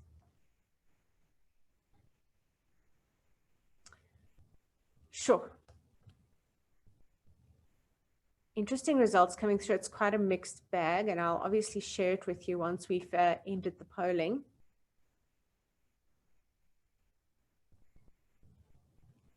And it's quite frightening because if you look at, you know, what the recession phase is, I mean, the recession phase really is talking about, you know, the consumer demand being low, driven mainly by lost jobs, reduced income and wages, you know, investment losses. So that's still very much doom and gloom. And if I look at the time period, a lot of people are saying, oh, it's going to be an interesting time for us. Oh. Okay, we've got 52% voted. Can we have a few more? Because I don't want to hang around with this too long.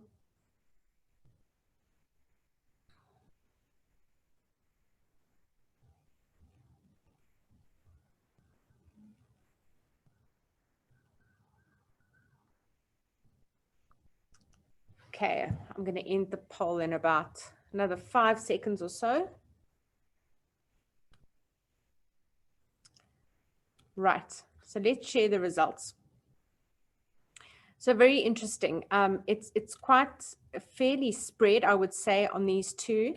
So on the recession phase, majority saying it's going to be another year to 18 months, and I think this is what experts are also predicting.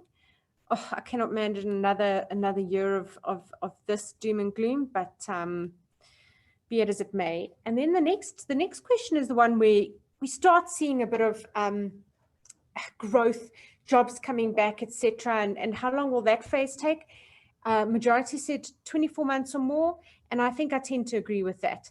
Before we get to what we think is the new reality, the new normal, it was just a little bit of interesting analysis. So thank you very much to everyone for your opinions on that. I really appreciate it.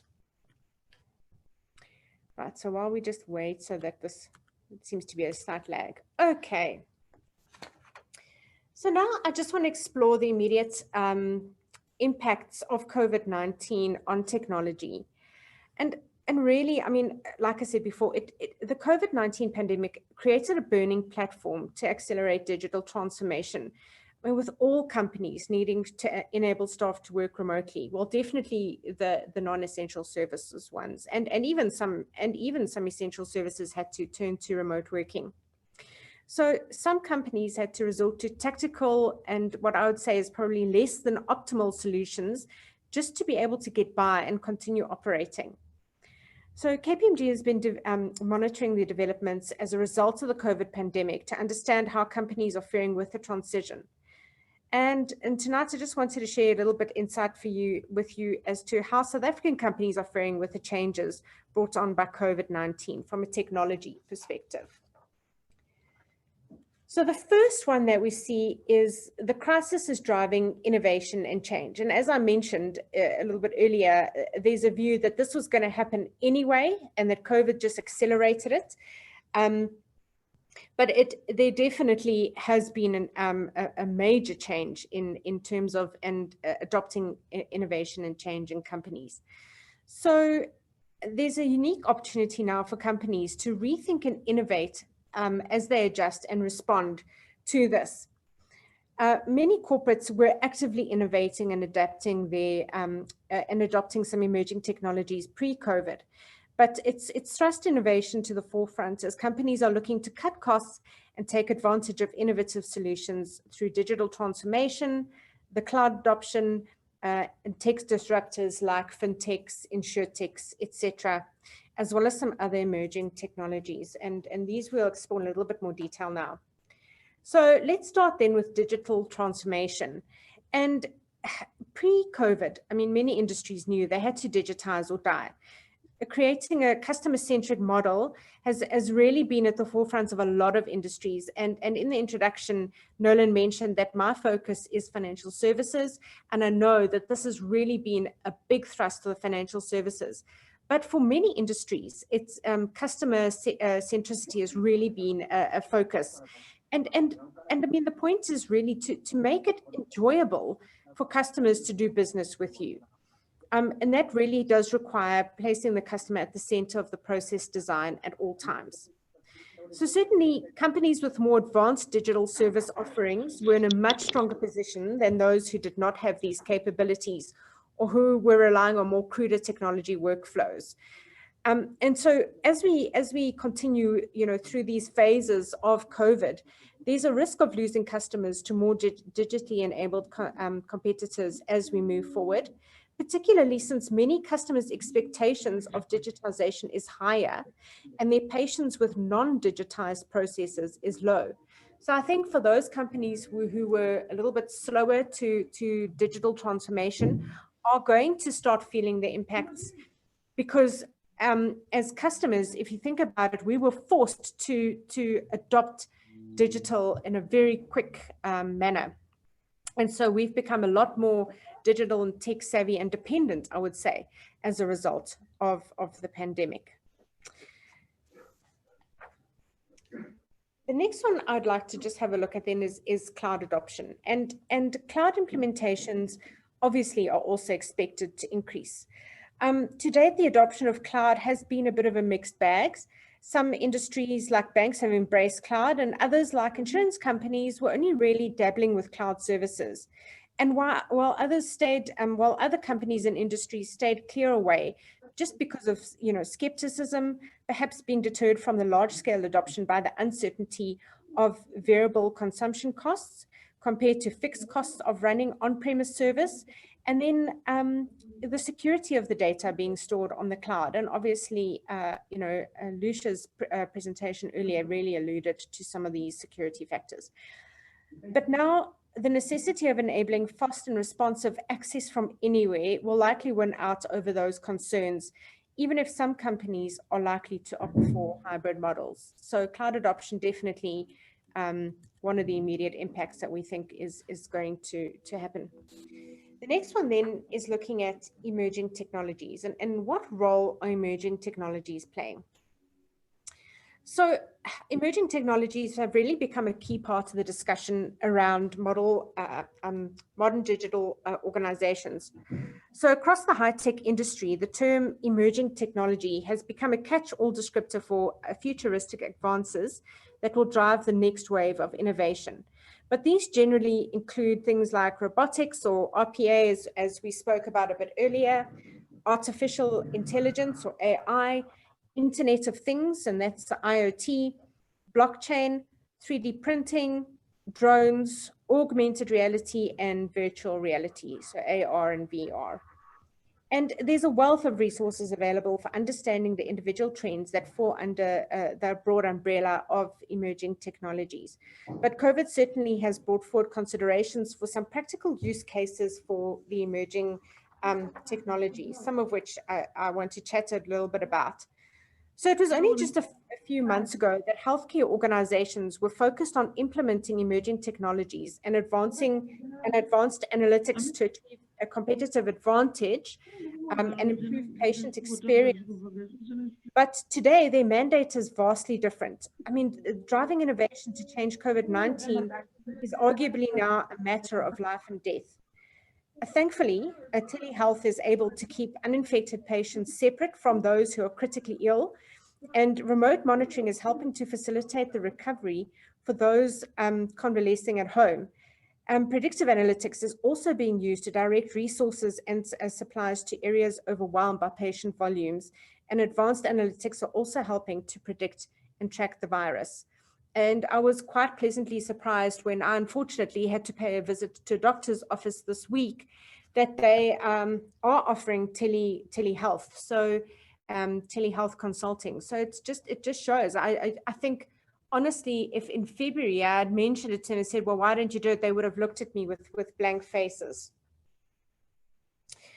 And then, you know, up until now, one of the so one of the other industries that I really think that have also been affected by COVID in the way that their operating models, or maybe rather their usage and pricing models work, is insurers. And you know, they were using IoT and big data capabilities to aid interactions with customers and simplify or accelerate underwriting and claims processing.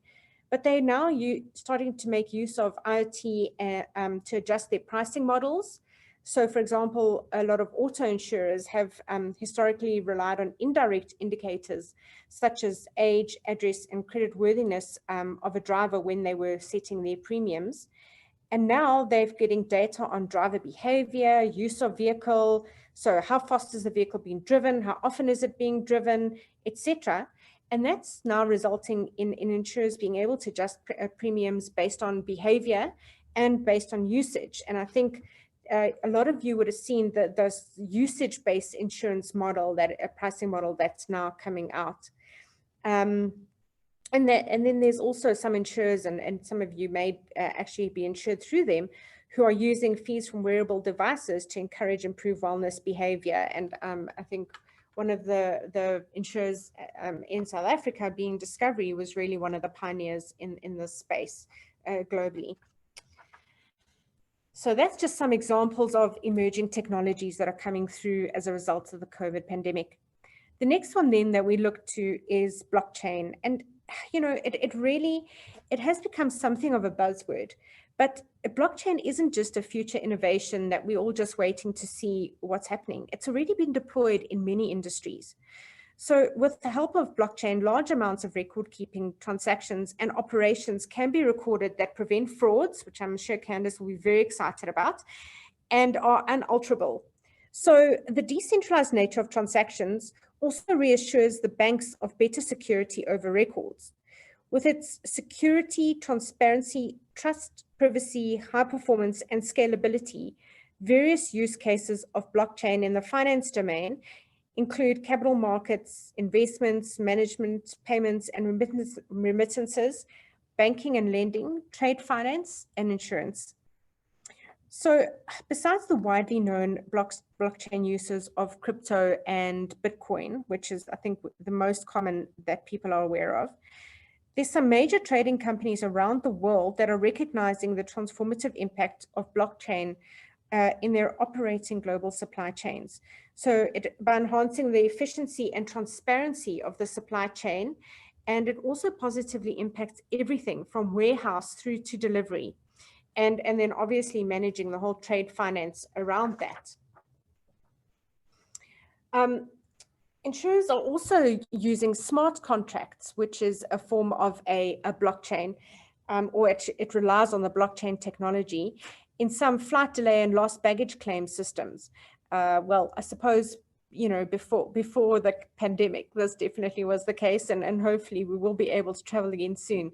But, you know, this is one of the things where smart contracts are configured on the blockchain, and as soon as some of these criteria, so for example, if a plane is supposed to take off at 5:10 and it only departs at 5:30, it recognizes that based on independent data that it's getting, and it automatically settles that claim with no human interaction.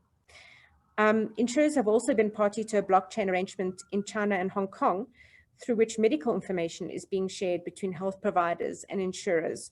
And this has been a lot of collaboration in the wake of the virus's onset to speed up information flow, and so as to process claims faster and make it quicker for payments to be made through online payment systems.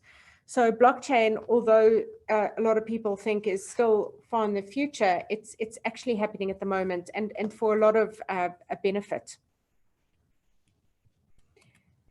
And then one of the other sort of large areas of immediate technology impact has been fraud and cyber risk. And you know, Lush mentioned that there's been an increase of 40% in digital fraud during the pandemic, which is just, it's huge. The pandemic really has shone a light on the resilience of businesses and companies as they struggle to pull together a country-level approach that links together their cybersecurity, their technology resilience, the people, supply chain, and property issues, while also focusing on what really matters to the business, so the critical assets and their services. In the wider ecosystem, the pandemic has outlined the need for greater cooperation, collaboration across both public and private domains as we tackle the challenges of COVID-19, you know, including a ruthless entrepreneurial cyber criminals who exploit every situation for their gain. And that is clearly seen in the uptick of the fraud, digital fraud that has happened. KPMG has been working with the World Economic Forum Center for Cybersecurity and helping them to put together the set of 5 principles to help cybersecurity leaders prepare for the new landscape.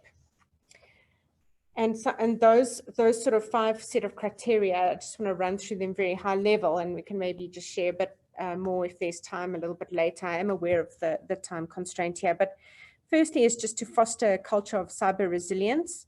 So, you know, to create a collective urgency over our cyber needs beyond only security and privacy functions.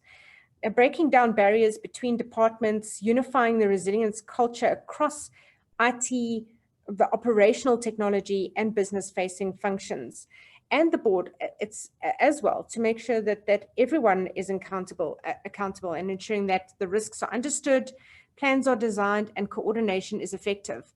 I think in the past, perhaps disaster recovery was an area that was quite well understood, well tested, but perhaps business resilience really wasn't an area that was well defined and tested and proven within organizations. And this has definitely been highlighted through the pandemic. The next one that they've put forward is a focus on protecting critical capabilities and services. And that's another one. The pandemic really has revealed how little we know about our critical services and assets and the best approach to protecting them. So we really need to reestablish a cyber hygiene culture in our workforce and move towards new models of managing access and monitoring activity on critical assets and prioritizing investment in cyber automation. The next one that they've recommended is that there's a balance of risk-informed decisions during the crisis and beyond. So the cyber risk management really does need a top-to-bottom overhaul. The pandemic has proven that the old supply chain risk assumptions just to be false. The traditional cyber resilience metrics have shown an inadequate representation of real risk, and businesses really need to look at revising their approach to supply chains, defining practical, meaningful cyber risk metrics, and focusing on risks to the operations when they look at their new digital strategies. So as they start taking advantage of some of these digital transformations, emerging techs, etc., it's critical that they really do consider the cyber risks with regards to those. The fourth one is just updating and practicing your response and business continuity plans. And I suppose I've touched on that a little bit earlier, but just, you know, really, we just saw that there were a number of businesses who said that they had a business continuity plan, but when push came to shove and they had to implement it, it really didn't work as effectively and smoothly as they thought it would.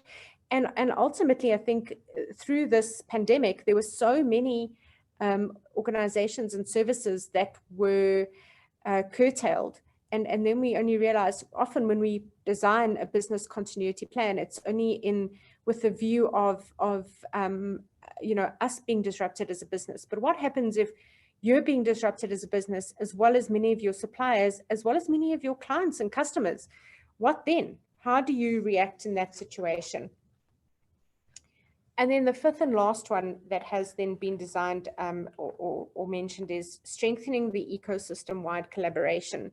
And it really talks to, you know, having strength in numbers. And I know that the banks have done this very successfully together with SABRIC, etc., to look at the cyber threats and collectively come up with a cyber response team and sharing some of the learnings and the experiences that they're having.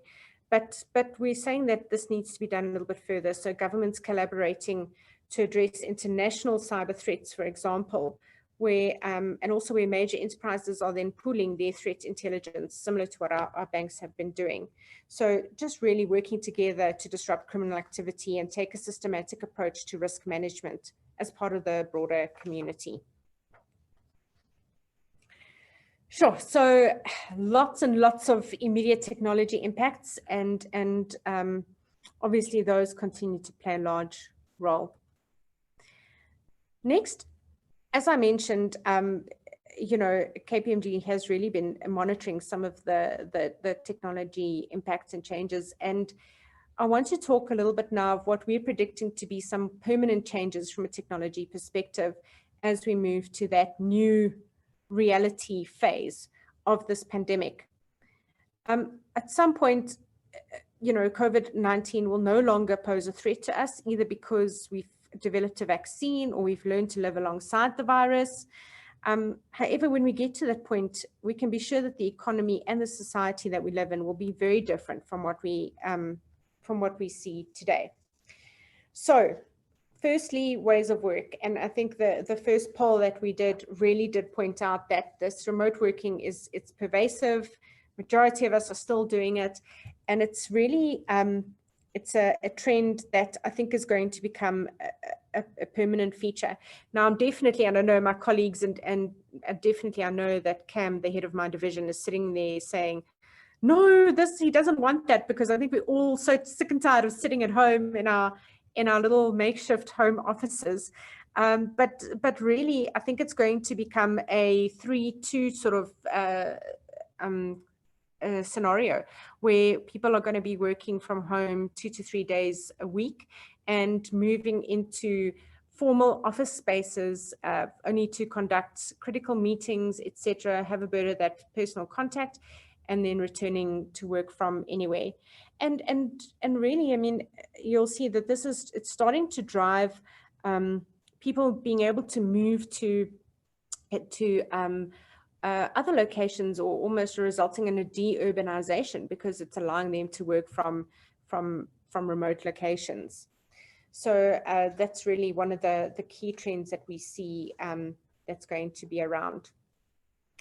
Digitization. So obviously in the immediate impacts, we spoke about the impact that or the digitalization was really thrust upon people, and digitized systems and processes, cloud-based services, automation. So we spoke about automation earlier, but about robotics, and then taking it a step further into AI. And quantum computing will likely accelerate and become standard tools across all industries. And the lack of end-to-end automation in some industries and companies currently restricts full online customer and staff experience. And this will really be a key driver to further invest in digital technologies as organizations move to automate all steps in their processes. And you can see it. It's quite amazing how quickly different businesses are innovating at this stage to make their offerings digital. Right, then we're starting to see some agile volume shifting workforces. And this really talks to where we've got some capacity plays being made as efficiencies are realized due to the adoption of cloud and automation. And organizations will then see an opportunity to shift capacity and create more agile volume shifting workforces. So that's where we're going to see staff being transferred out of areas where there's little activity happening, and then moving them into hotspots where there is much more activity. So, for example, in the insurance industry space, in the beginning, there was, you know, a lot of activity or a lot of claims happening around health and life, etc., and not so much happening on the short-term side, and that, you know, it was really about shifting that workforce balance to assist on those two different claim fronts, and this is one of the key things that I think that when we look at our workforce going forward, it's going to be a workforce that's going to be adaptable. It's going to have to be people who can be adaptable to their situations. So people not enjoying change is really going to be a struggle, because people are going to just have to be adaptable to change in the future, and then being willing to learn new skills very quickly in order to be able to fill in and move to the different roles and responsibilities they'll have to perform. Then the fourth permanent change that we are predicting is platform businesses becoming mainstream. So a platform-based IT really refers to modular platforms which focus on business solutions to serve either internal or external clients. And this is like where each platform operates as an independent entity, and it consists of a logical cluster of activities and its associated technology to deliver on a specific goal. So, you know, an actual like delivering the whole solution end to end.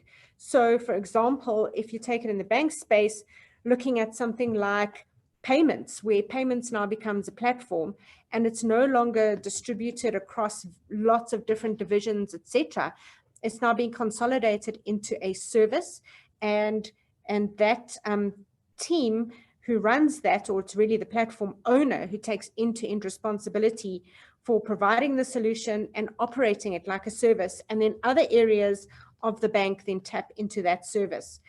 And really, you know, it's going to be made up, it's going to be cross-functional, so it's got to be resourced with business users with deep payments understanding, IT colleagues and skills, and other necessary skills. So, for example, analytics, risk management, etc.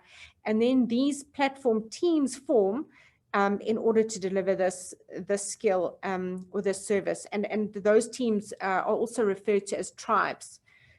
Also obviously taking from the agile, some of the agile methodologies. Each platform is managed individually and is empowered to move quickly and can be swapped in and out as required. And when these platforms are then assembled, collectively, they then form the backbone of a company's technology capability. Now, obviously, these platform businesses require state-of-the-art technology and very fast and flexible time to market. And this is not, well, I'm going to say it's going to be difficult to achieve it on legacy systems alone. So organizations will have to invest in customer-facing digital platforms and intelligent automation to streamline their processes and then take advantage of these platform operating models. The fifth one that we're then seeing is regulation versus digitization. And really, this is where the rules and the regulations conflict with the digital agenda in different jurisdictions around the world. And if you can imagine it already, you know, you've got POPIA, you've got GDPR, so you've got jurisdiction-driven regulations that are having to be enforced in an economy where data is being exchanged globally, and there's going to have to be a little bit of expedited focus on finding practical and modern world solutions for regulations and laws to change, specifically with regard to sharing of data, making data available, etc. So I think at the moment, some countries and jurisdictions are trying to regulate it quite tightly, and perhaps correctly so, but there is going to have to be at some point some practical application to it, especially as we see the adoption of cloud coming on board. And then the last one is just digital commerce, and for people who perhaps were afraid to shop digitally, or maybe didn't enjoy it so much, the shutting down of physical businesses and services due to lockdown restrictions really accelerated the adoption of e-commerce. And it's so funny to see how majority of businesses have got some kind of e or digital commerce capability.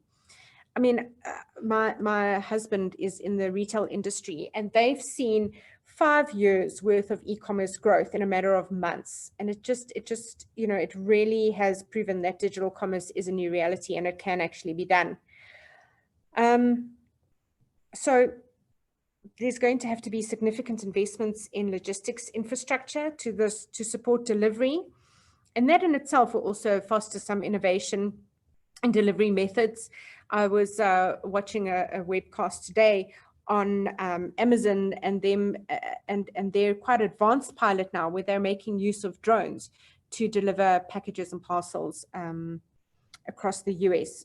So it's not far away. It will also obviously result in a greater focus on cybersecurity, privacy, and AI ethics amidst the shift. So I guess one of the key questions emerging out of the digital commerce space is, will this be the death of cash?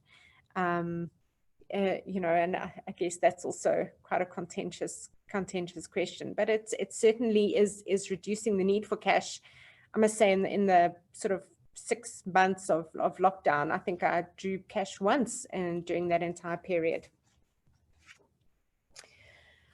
Okay, so just in closing, and before I allow for some questions, I think COVID-19 ultimately is going to prove to be the catalyst for innovation for many industries, unlocking greater levels of customer experience and personalization that has been long overdue.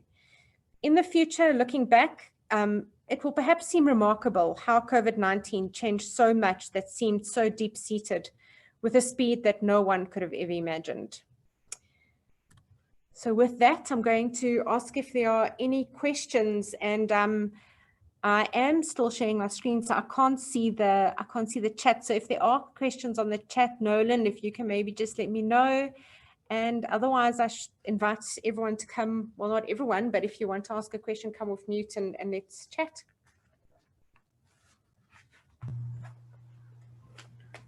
Thank you, Melanie. It's Nadesan here. Yes, Nadesan. With the digital transformation, I mean, it's opening up then a vast technology or cyber risk universe. So my question is that, and are we ready in terms of skill sets? Are we ready for that kind of an environment? As well as to ISACA, do we have the capability then to address these risks that are coming now with digital transformation, as well as looking at the regulations, things like the cyber bill, it's still not yet passed. POPI, it's only a section that was passed, So when we're opening up to this world, then how do we address these gaps? Are we ready then to take on such? Thanks, Nadesan. Yeah, that is a really good question, and I think, and it goes to when I spoke a little bit about the workforce earlier. I think so. I won't say there's any single person in the world who's adequately skilled in the entirety to take on these risks, but I think it's going to be around collaborating and pulling together. So looking at a number of different individuals across your organizations and leveraging off of all those skills. And then once again, it's going to be us trying to stay ahead of the curve, or at least just keep up with the curve, and constantly making ourselves aware. And look, it's not new. It's technology has, over the past, I'd say 10 years, I mean, it just exponentially improves with every year. And with that, there's more and more. You think about technology and how much more we've had to learn about technology in the past 5 to 10 years compared to the previous 20 years, and how quickly we're having to change tact. So I think that some of the critical skills are going to be, you're going to have to be willing to learn and learn quickly and be adaptable. But no, I don't think that anyone is specifically skilled. And maybe this is where Nolan can also come in and just talk a little bit about, you know, from an ISACA perspective, what is being done to look at all these emerging technologies and emerging risks, and preparing us as professionals for these risks.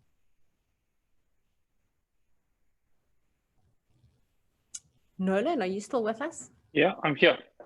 I'm here. Thanks, Melanie, for that.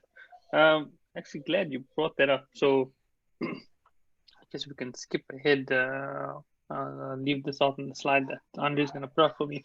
I was, you know, been chasing SACWA accreditation as of recent, and we had that spearheaded by Arlene. So we've got some designations that we're chasing, and you know, with designations, they basically states an individual's professionalism and knowledge in a certain area, in a certain domain.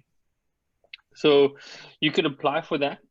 And that's really our focus right now with those accreditations. If you think you meet the criteria, go ahead, guys, take a look at it. Get onto our website. I'll share the URL in my closing, but you can gain some guidance from there. But of course, on the ISACA International website as well, there's a ton of resources. If you're a member, there's lots of resources if you're not a member as well. But if you want, you know, the really good stuff, frameworks, the Excel documents, PDF documentation on, you know, frameworks, then you need to be a member. Okay. And Sabi Singh, does that answer your question? Are you feeling a little bit? It does partially answer it, but I think we should look at ISACA especially, how many candidates are certified for CISM, CRISC. What are we doing to encourage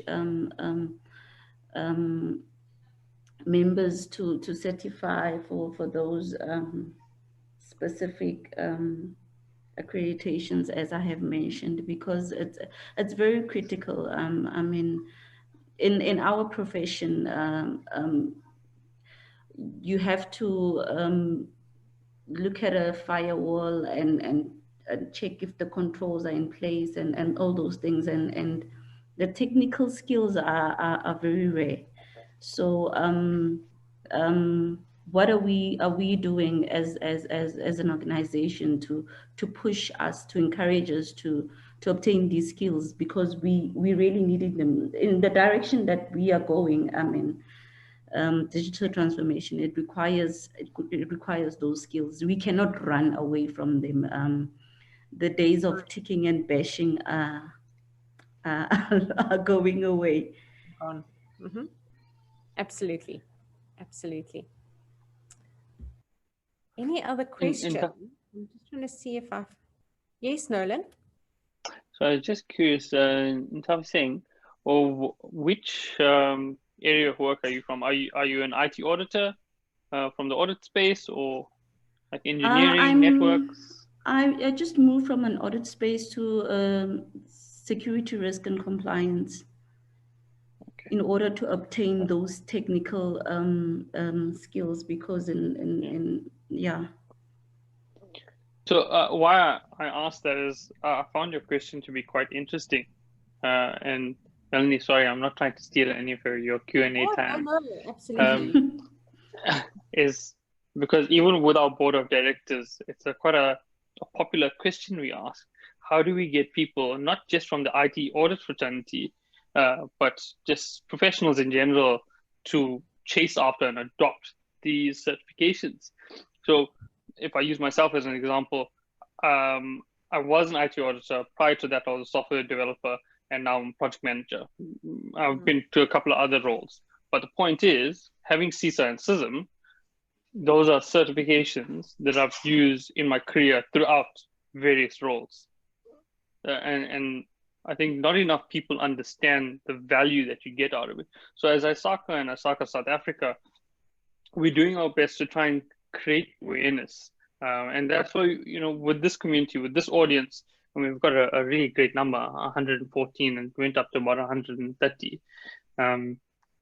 We need people like us to spread the word that these ISACA certifications aren't just for the Big Four. It's far reaching. I mean, if you find Big Four and myself being part of the ex-Big Four, we're everywhere. There isn't a company you can go to if you wouldn't find someone from the Big Four.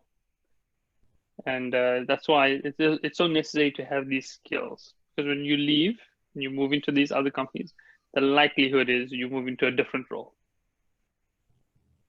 Yeah. Thanks.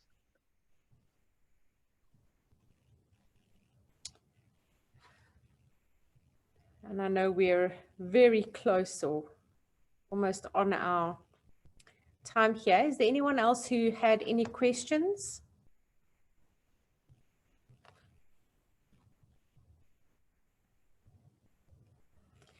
Well, I'm going to then hand over to Nolan to close, but I just really wanted to say thank you again for I mean, the great, well done. I mean, that's a really great number, 114 participants. Thank you, everybody. It was really great, really interactive, and I hope you guys enjoyed the presentations that we had. Nolan, I'll hand over to you. Thanks, Melanie. Thanks a lot, KPMG. Really enjoyed it. Great speakers, great topics, really insightful, especially the topic of blockchain. If any of you have been listening on the radio, there's one of the major banks that's been advertising. They have this, I guess I can't say the type of account it is because it's the name of the account and I'm not trying to advertise for them. But if you're familiar with a service pay with Shepherd, that's discontinued as of this year. They were backed by a certain bank, and now this bank is offering that service. I'm not trying to be vague, I'm just trying to avoid advertising. And I'm guessing it's actually enabled by blockchain. It's quite interesting. Google it, guys, and you'll see it. Andre, you want to take me into the next slide, please? So basically, one of my slides, guys, I was actually going to mention this. So South Africa's our annual conference. So we've got this plan for next year. Believe it or not, we've been planning for it. We've got a committee, and we've been discussing it, at quite frequent meetings. And there's 2 lined up next year, June and August. And if you missed ours this year, and we did have it online, it was great. It was of an international standard. We had speakers from outside of South Africa as well. And so much so that some of our neighboring countries, they liked as well, and they asked us to be a part of it. So keep these dates on your fridge magnets, or wherever it is you keep them. Sign up as early as you can. This can be great.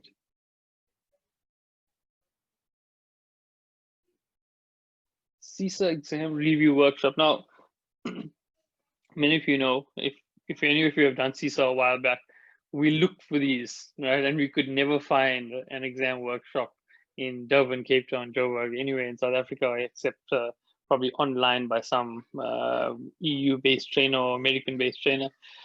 So here we have this coming up in November, guys, 19th, 20th, and 21st November. Price is fairly reasonable. That's 2,000 Rand, including that for members. So if you're not a member, guys, it's worth it. Join us. And this is going to be well worth it. those of you who have written the CISA exam can understand how difficult it is and how great it would be to actually have someone walking us through this.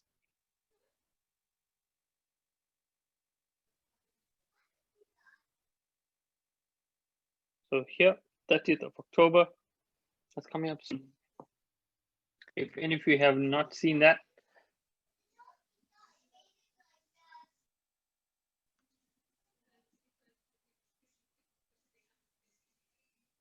I think it's on auto.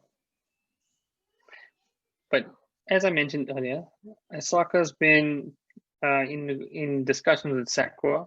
We have an accreditation on offer, or designation, sorry, on offer. Please apply for that. And there's the application process you can follow on our website, or you can mail sacwa@isaca.org.za. We're growing our membership base on that. Forgive me, I can't remember the numbers that we have at the moment for applications, but it's growing daily.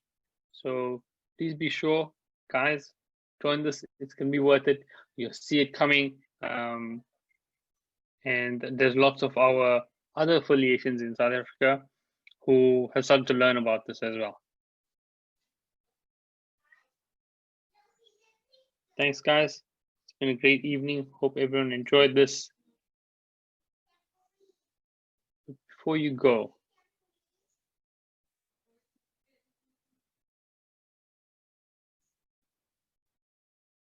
sorry, can you go back, Andre? The shop. So we've got some items on our shop online. You can see that's a QR code. You can actually scan that and it'll take you there.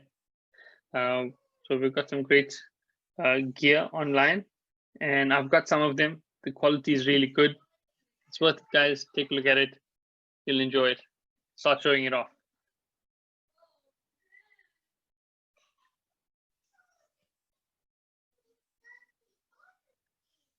And thanks to our speakers. We really enjoyed it. Hope everyone else did. And guys, please send us your feedback. Let us know what you thought about the topics. There should be a mailer that goes out. Please feedback on that. We really appreciate the time. Catch you guys next time.